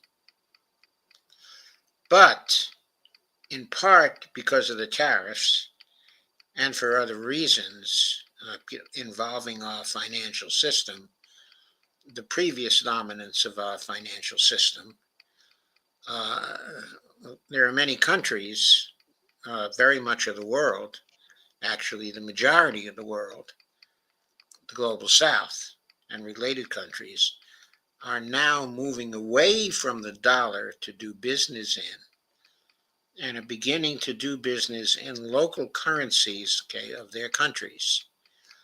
And one day they may create a new currency for international trading, which will not be using the dollar at all. That will mean that it may not be desirable for companies to get paid in dollars. In other words, they may not want to come here to get the dollars from our consumers as much as they want to do that now. Trump is sort of assuming that other people are going to want our dollars. Now, he suspects that might not be the case. That's why he's starting to fulminate against the BRICS nations and what they are doing. He's trying to stop them from abandoning the dollar. One of the reasons why he wants to do that is because he knows if they abandon the dollar, that's going to make the tariffs far less effective in doing what he wants the tariffs to do. Okay, please go on, D. The evidence for all this pretty thin, and it represents a strange brew of ideological tendencies. The Trump administration's protectionist policies go against decades of quote free trade orthodoxy about the promise of open borders and globalization, pushed for decades in the US by neoliberal policymakers on either side of the aisle. Meanwhile, the administration's vision for what happens after those tariffs go into effect, the mechanisms by which the US will actually reindustrialize, is pure neoliberal market utopia. Nudged in the right direction, companies will start building the factories that will restore American greatness. Okay, uh, from my point of view, I very much want to rebuild our manufacturing center. I want us to be competitive in international relations also, but I don't think tariffs are the way to get this done because, as we've seen from some of the other articles, the effect of tariffs is to impose austerity on our populations for a while. There's no need for that. We are a currency sovereign. We're a monetary sovereign. We can run large budget deficits. Mm-hmm. We can use those deficits to subsidize the business sectors that we want to subsidize, through industrial policy. If we want to have our companies become important in the area of producing solar panels, we can subsidize the companies so they can be competitive with the Chinese and any other companies on this earth. And we can do that in other major industries too. We can subsidize our car companies so their electric cars can be good as the Chinese electric cars. We can subsidize our computer companies so they can produce computers as good as the computers that are produced in Asia. Mm-hmm. We can subsidize our chip companies. We can subsidize and subsidize and subsidize until the cows come home. And if the WHO doesn't like it, we can withdraw from the WHO, which would make Trump very, very happy anyway. I didn't mean the WHO. I meant the WTO. Okay, but anyway, uh, you don't need tariffs when you can do subsidies. And when you're a monetary sovereign, you can do subsidies all day long. If other countries want to compete with you, they have to be monetary sovereigns too. That means it would be harder for the European nations to compete with you because none of them are monetary sovereigns. And there are many other countries that are not monetary sovereigns. China is pretty close to monetary sovereignty, and they can take the final steps towards that if they want to. So they could compete with us all day long in subsidizing their industries. That may not come as a surprise to you because they've been subsidizing their industries anyway like crazy. That's how their industries have gotten to where they are, not through tariffs, through subsidies the Chinese government has been giving them in various ways. I mean, the businesses have gotten loans from the government up the behind, and those Chinese businesses haven't had to have profits. They've been able to have losses and losses and losses for years, and the government doesn't care as long as they're enriching certain industrial sectors. That's subsidizing those businesses. We can do the same thing. Our problem is we don't want to do industrial policy here because we think that's picking winners and losers. And the Republicans say they don't want to pick the winners and losers. They want the markets to do that. That's Hmm. ideological. We're imprisoned by our ideologies. The Chinese have gotten where they wanted through subsidizing the industries they wanted to subsidize. We need to do the same thing and forget this tariff nonsense. Please go on. So far, this isn't going. very well. In March, the Institute for Supply Management's quote, Purchasing Management Index, a monthly survey of corporate leaders indicating manufacturing performance, dropped 1.3 percentage points below February levels to 49%, indicating that manufacturing activity is contracting rather than growing, like the oil and gas executives now furious with Trump. Those in the chemical products, electronics, metals, and machinery businesses, to name a few, expressed worries about the uncertainty being bred by Trump's approach to tariffs. Survey respondents reported that already implemented tariffs are eating into the profits and their customers are, quote, pulling in orders due to anxiety about continued tariffs and pricing pressures. At a basic level, tariffs make stuff more expensive. Companies have spent decades structuring production around the expectation that goods can flow relatively freely around certain borders. Long-term corporate planning has factored in other countries as reliable places to make and sell products and to source parts and machinery. GM assembles about 30% of the cars it sells in the US and Canada or Mexico, but roughly 40% of the parts used to make all cars assembled in the US are made in other countries. Some can cross borders multiple times before landing on the sales lot as part of a finished vehicle. Tariffs might signal that they should make more stuff in the US, but that can't happen overnight. Transforming supply chains and reallocating production is costly and intensive, requiring not just billions of dollars worth of investments in new plants, but workers who are trained to staff them. Although Trump seems to see tariffs as inherently positive, they're hard to make defense they're hard to make sense of in the abstract. Orthodox economists tend to see tariffs as inherently negative, inefficient disruptions to the free flow of goods and capital. In reality, tariffs have long been a relatively commonplace tool in economic policy making that can take many forms. Tariffs can be a scalpel applied to a specific goods, a sledgehammer to punish entire countries, or, as often the case, a bit of both. If the goal is to grow manufacturing, they're perhaps more effectively used alongside other industrial policy tools.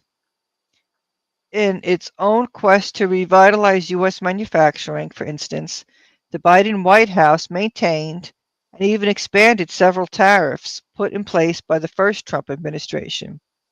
At the same time, it pushed Congress to spend hundreds of billions of dollars on subsidies and R&D aimed at coaxing companies to invest in strategic growth industries through the Inflation Reduction Act and the CHIPS and Science Act. There are plenty of worthy criticisms of that approach, that it was unnecessarily hawkish and that the spending side of the equation was far too small, but it was reasonably coherent. Penalizing cheaper, in some cases better, foreign-made goods would buy time for fledgling domestic industries to catch up as they took advantage of subsidies to make those same goods at home. The Trump administration has made clear that it'd like to repeal most, if not all, of that spending.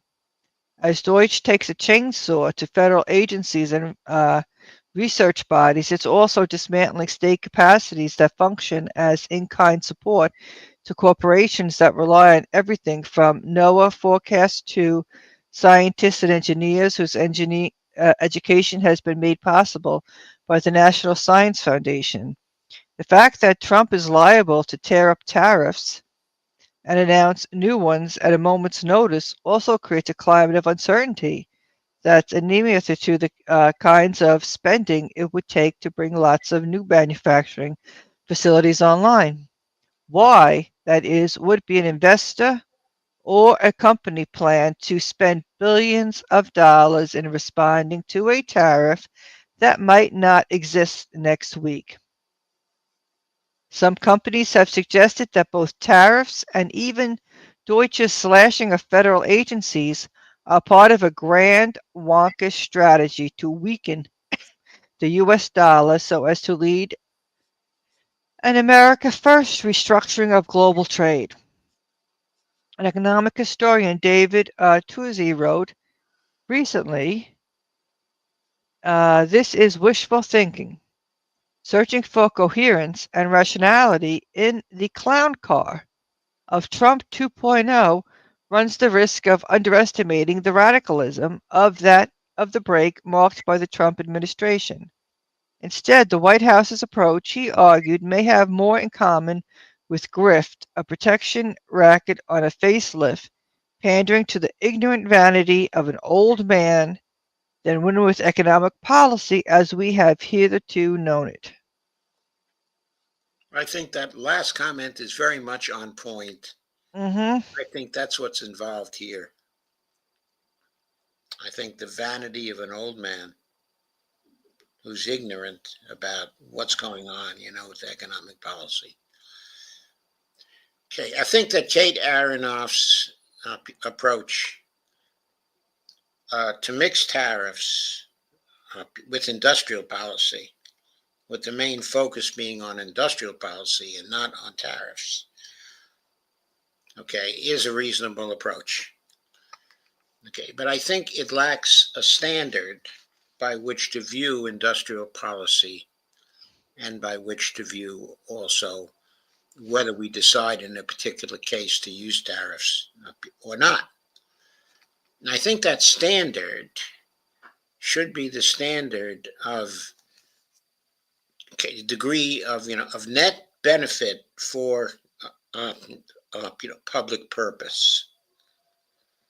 That's a broad standard that we can use for evaluating domestic policies of various kinds and foreign policies of various kinds, including trade policy. Trade policy is, after all, foreign policy. Okay. And when we contemplate doing anything, okay, in the area of trade policy, we always should Mm-hmm. ask the question of whether this specific action is going to improve our performance in getting to public purpose, okay, or not. Okay. And so uh, that's a standard which is not easy to apply. Okay. In my book, Who Needs Balanced Trade? Who Needs Balanced Budgets?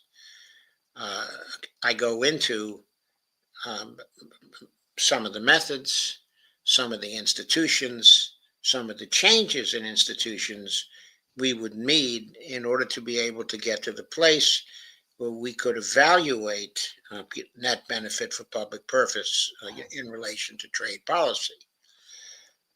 But I think that's the standard we should use, even conceptually. We should always be asking the question, is this change, okay, in our trade policy going to get us closer to achieving the public purpose, or is it going to get us further away from achieving the public purpose? I think if you apply this standard to tariffs of the kind that Trump is trying to implement, okay, at this point, uh, uh, uh, uh, uh, you immediately see that his tariffs are going to have a very depressive effect on the economy in the short run. Are going to put a lot of people out of work, and he's not mixing the tariffs with other policies that would cushion them in some way, and that would make them more acceptable to any long range, any long run changes that could result from the tariffs getting imposed. But also Trump's approach on tariffs is much too abstract and much too general, in its application. With respect to whether you're going to do tariffs, you need to always do them on a case by case basis and in the context of what else you would do in trade with another country in order to get closer to the public purpose of trade, which is basically to benefit Americans in the short run, okay, and in the long run. In other words, that's where we're at, as a nation. If every nation were to do that, were to use that kind of standard, of course, sometimes nations would come into conflict, and it would be necessary for nations to collaborate and to compromise these things. All that, okay, is natural. But from the standpoint of the voters in any particular nation, or the inhabitants, okay, of any a particular nation, working together as a collective, they're interested in increasing the net benefit for their nation by doing certain actions. And I think that's the standard that should be applied to trade policies, both to tariffs and to industrial policy, uh, uh, uh, uh, which is aimed at improving our trading conditions. The idea of using, okay, as a standard balance of trade, okay, in terms of monetary balances over a period of time, that is a ridiculous idea because the monetary balances don't really count. It's possible for a nation to benefit for years by running trade deficits, with other nations, because that nation will be getting real benefits out of the trade deficits. From the point of view of other nations, they may consider that trading their real wealth for the currency, okay, of another nation, is of benefit to them. If that's what they think, then let them continue to do it. And let the nations that are running trade deficits continue to run the trade deficits. There's nothing inherently wrong with that. Now, of course, there are costs for that, as I mentioned before. If you continually allow, other nations uh, uh, to supply your solar panels, you're going to be dependent on those nations for solar panels. And in case of conflicts of various kinds, you might not be able to get the solar panels. So you may want to have a domestic industry that can produce the solar panels and military goods of certain kinds also, but other goods that are necessary for the survival and the future development, okay, of nations. So you might want to advantage those industries that are producing those things. And that's fine. There's nothing wrong with that. All nations should be doing that from the standpoint of their own interest. Uh, okay, so anyway, that's the way I see things. But I think Trump's approach to tariffs is primitive and stupid in its reliance on trying to balance the monetary flows. The monetary flows are just not that important. What we should be trying to balance is the well being flows. That's what we should be trying to balance. There's a similar kind of irrationality, okay, with respect to the effort uh, to balance the budgets, okay, of governments, in domestic policy. For years, people have been talking about, having the desirability of a balanced budget, thinking a balanced budget is really a desirable goal to have.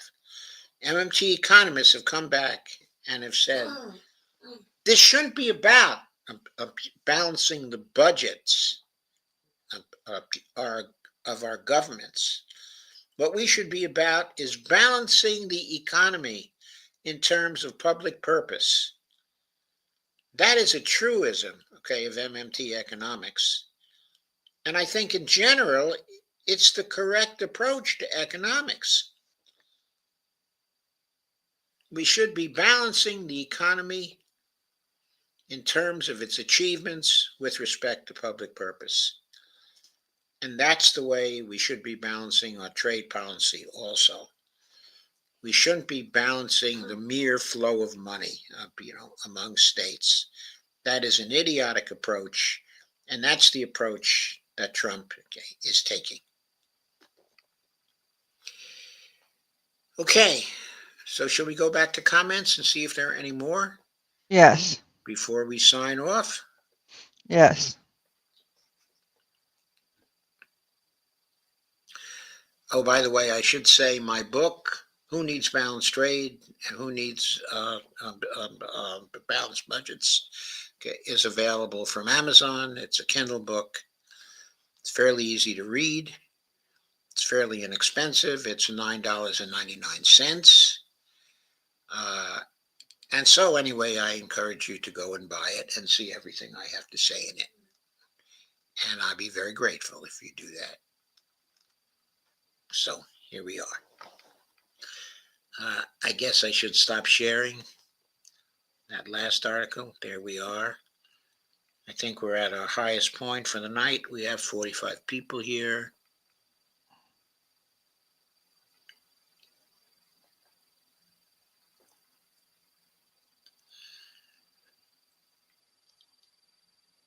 Steve Wilson, as a kid, we had an avocado tree that produced enough for the entire neighborhood. Yeah, you live in California, right? There are avocado trees in California. I know. When Devora moved out there, she rented a place. She's still renting a place out there, but anyway, it had an avocado tree, in the backyard, so she could get some avocados. By the way, I like the California avocados very much. Compared to the Hass avocados that we often get, from Mexico. I like the big avocados better. Evelyn said, subsidizing U.S. industry is the way to go, not tariffs. But the average American in ideological prison, it does not compute. Limited government is the result of narrow thinking or not being, informed enough elapse. Yeah, I've been in for subsidies as opposed to tariffs. I think I was taught that lesson by actually J.K. Galbraith, not the younger, but the elder, way back in the 1960s and 1970s. He wrote a lot about subsidies, uh, being much more desirable than tariffs. And I internalized that, way back then. Now that's 60 years ago now. So, uh, Steve Wolfman said, reviving manufacturing could take many years, a decade at least. Depends on the subsidies. It depends on the magnitude of the subsidies. I mean, look at what we did in World War II. We had deficits in those years. Sometimes the deficits would rise to 25% of GDP. Look at what we did in manufacturing in World War II. We could do the same thing now if we wanted to do it, and we believed in it. It wouldn't be a problem for us. It wouldn't have to take a decade. It could take 3 years. Steve says, I live in Los Angeles. I believe tariffs will affect us more than others due to our large ports and trucking industry. Yeah, I believe so too. I believe it'll be a disaster for California. Do we know who the economists are Trump consults for policy? No, I don't know. Who are they? Does he consult them? I think one of the economists is a new Secretary of Treasury, Scott Bessent. I think that he's one of the economists anyway. I'm not sure who the others are. But of course, they are economists that come from places like the Heritage Foundation, the American Enterprise Institute, and those kinds, of think tanks. Of course, the economists he needs to go to are the MMT economists. And some of them are strongly oriented towards capitalist systems as well.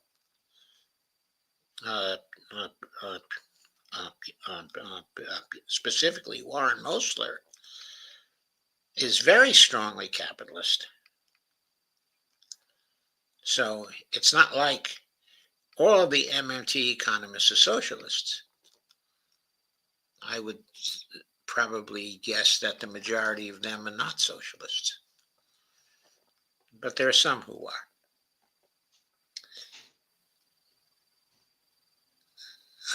But I didn't mean to introduce, the dichotomy between socialists and capitalists here. If we were all smart, then we all believed in mixed economies. Even the Chinese believe in mixed economies. They have a mixed economy there.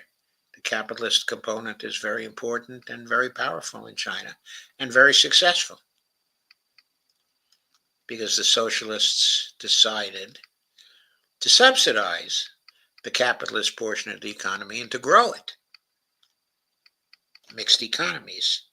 It's about mixed economies. Any other comments? D, any other comments? I think we kind of summed it all up tonight. Oh, good. And we've got a long haul out there, and it just seems weird that we're only in April. Yeah, maybe things will change. Reactions are getting so negative that I don't know. I have hope things will get through to Trump after a while. That the course he's pursuing is not a course that will end well for him, and not a course that will end well for his family. No. He could ease off on much of this, still get through his 4 years, still greatly benefit himself and his family and increase his own fortune. And he could probably do that and still end up doing some good things for the country. But it's up to him. He's got to use some common sense and not fix on simple kinds of ideological notions, such as tariffs, and then push them, to the nth degree. He's got to be more pragmatic and more sensible about things. Mm-hmm. And that includes international politics and wars also. I mean, what the hell is he trying to do, with respect to the Iranians? He seems to just be angry, at the Iranians because they're daring to define the great and powerful laws. I know, it's crazy. Yeah, I mean, that kind of attitude has no place in international relations. No, it doesn't. It has no place. I mean, people are, at least in international relations, for the most part, people are through appeasing Hitler. Right. So, I mean, if someone starts acting that way, he's not going to meet with a lot of appeasement. No. He's going to meet. I mean, look at what Canada's doing already, and Mexico. In Mexico's case, what Scheinbaum is doing is she's turning local governments and local influences against Trump's policies. Getting into the guts of our political system and pointing up the economic effects on what Trump is doing. The economic effects on local economies and local politics. I mean, just getting into the guts of our country and pointing up the economic ties and how important they are to local prosperity. I mean, she's following a very low-key and terrific approach to countering Trump. And he's going to lose to her because she's so much smarter than he is. I mean, it's ridiculous. Okay, and the Canadians are being very cagey and very smart as well, and pulling all kinds of, alternative levels of competition The latest is that they're starting to charge tolls on the roads that go up to Alaska. 80% of the goods that go from the lower 48 up to Alaska are going along this road that goes through Canada. And so Canada, for the first time, is charging tolls. And Trump is objecting because it's against the treaty we signed with them in 1977. But what's he going to do about it? Is he going to end up fighting a war with Canada? Or is there going to be some compromise? Now, he's got to back off because, as he once said, to Zelensky, you just don't have the cards. You just don't have the cards. And he doesn't have the cards. I mean, do you know if he fought a war with Canada? Our whole army is only 440,000 troops. If Canada wanted to, they could raise an equivalent amount of troops in a month. Well, I'm probably exaggerating, but with respect to that. But they would spring to the defense of their country. And they have enough population, roughly 40 million, that they can raise a pretty large army. We can raise a much larger army. But nobody wants to do that here in this country. Most people are happy with the size of army we have now. Anyway, just some random thoughts. Does a billionaire really want to increase his value? Why? Well, what was Ebenezer Scrooge about? What, was his motivation? The Scrooges of the world are about wealth, but only as a means to power. What they really want is the power to dominate other people and to order them around. That's Trump's big thing. That's what he wants. Okay, guys, I guess that ends it for tonight. Thank you, Dee. Thank you, Joe. We covered a lot, and we'll move on to next week.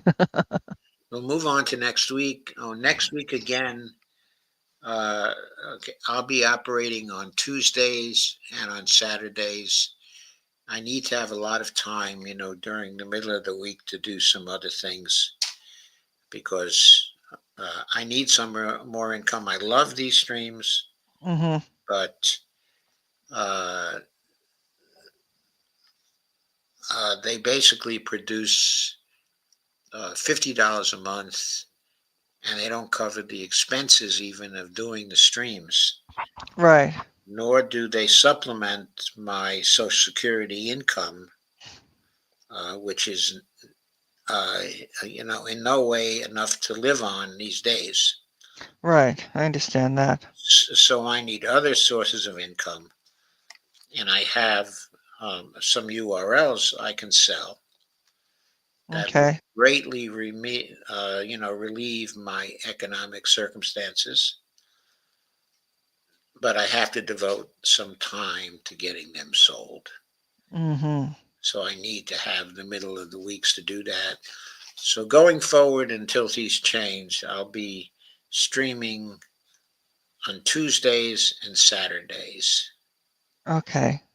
Okay, but I won't be available on certain other days unless, Emergency. huh?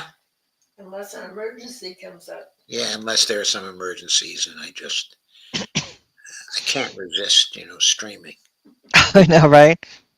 Yeah. Steve Wolfbrand says, war with Canada. I don't see that happening. I don't see that happening either. At least I hope not. But I really didn't see happening what he's been doing with Canada and Mexico. It's ridiculous. I mean, they're our friends. They really are our friends, like Canada. over a period of time, there's so much cooperation with Canada, so much cooperation with Mexico, both from the economic uh, standpoint. I mean, the consistency of the collaboration among our countries is so great and so important. It transcends, the merely economic. I mean, Trump is disturbing all that. It's nuts. It's nuts. If he had an ounce of human feeling in him, that would be enough to stop all this crap with respect to those nations. Evelina says, thanks, good show, much ground. I'm off to my midnight snack, guac. Hooray for guac. Okay. Okay, folks. So good night. Good night, everyone. And like Joe said, if you can provide a donation, you can help Joe out. He's got his patreon.com, Joe_Firestone. Right. It's so important to help Joe these days. Okay, thank you, Dolores. I greatly appreciate that. And would you like to give your financial outlets as well, please? Well, actually, I would like everybody to focus on you, Joe. Well, thank you very much, but okay, I'd appreciate it if you give yours too, because you deserve it. Okay. It's Dolores Piers and pretty much on Venmo, Cash App, and Venmo, Cash App, and PayPal. Just Dolores Piers. But I'd like everybody, if you can possibly, just a little bit help, please focus on Joe Firestone, him and Bonnie. It would be much appreciated. Okay, thank you, Dee. Thank you and good night, everyone. Okay, good night, everyone. And good night, Bonnie. Good night. Good Okay, night. I'll be back again on Tuesday. Sounds great. Okay, thanks, Dee. Good night. Good night. Well, we had about 46 people, 47 people for that stream.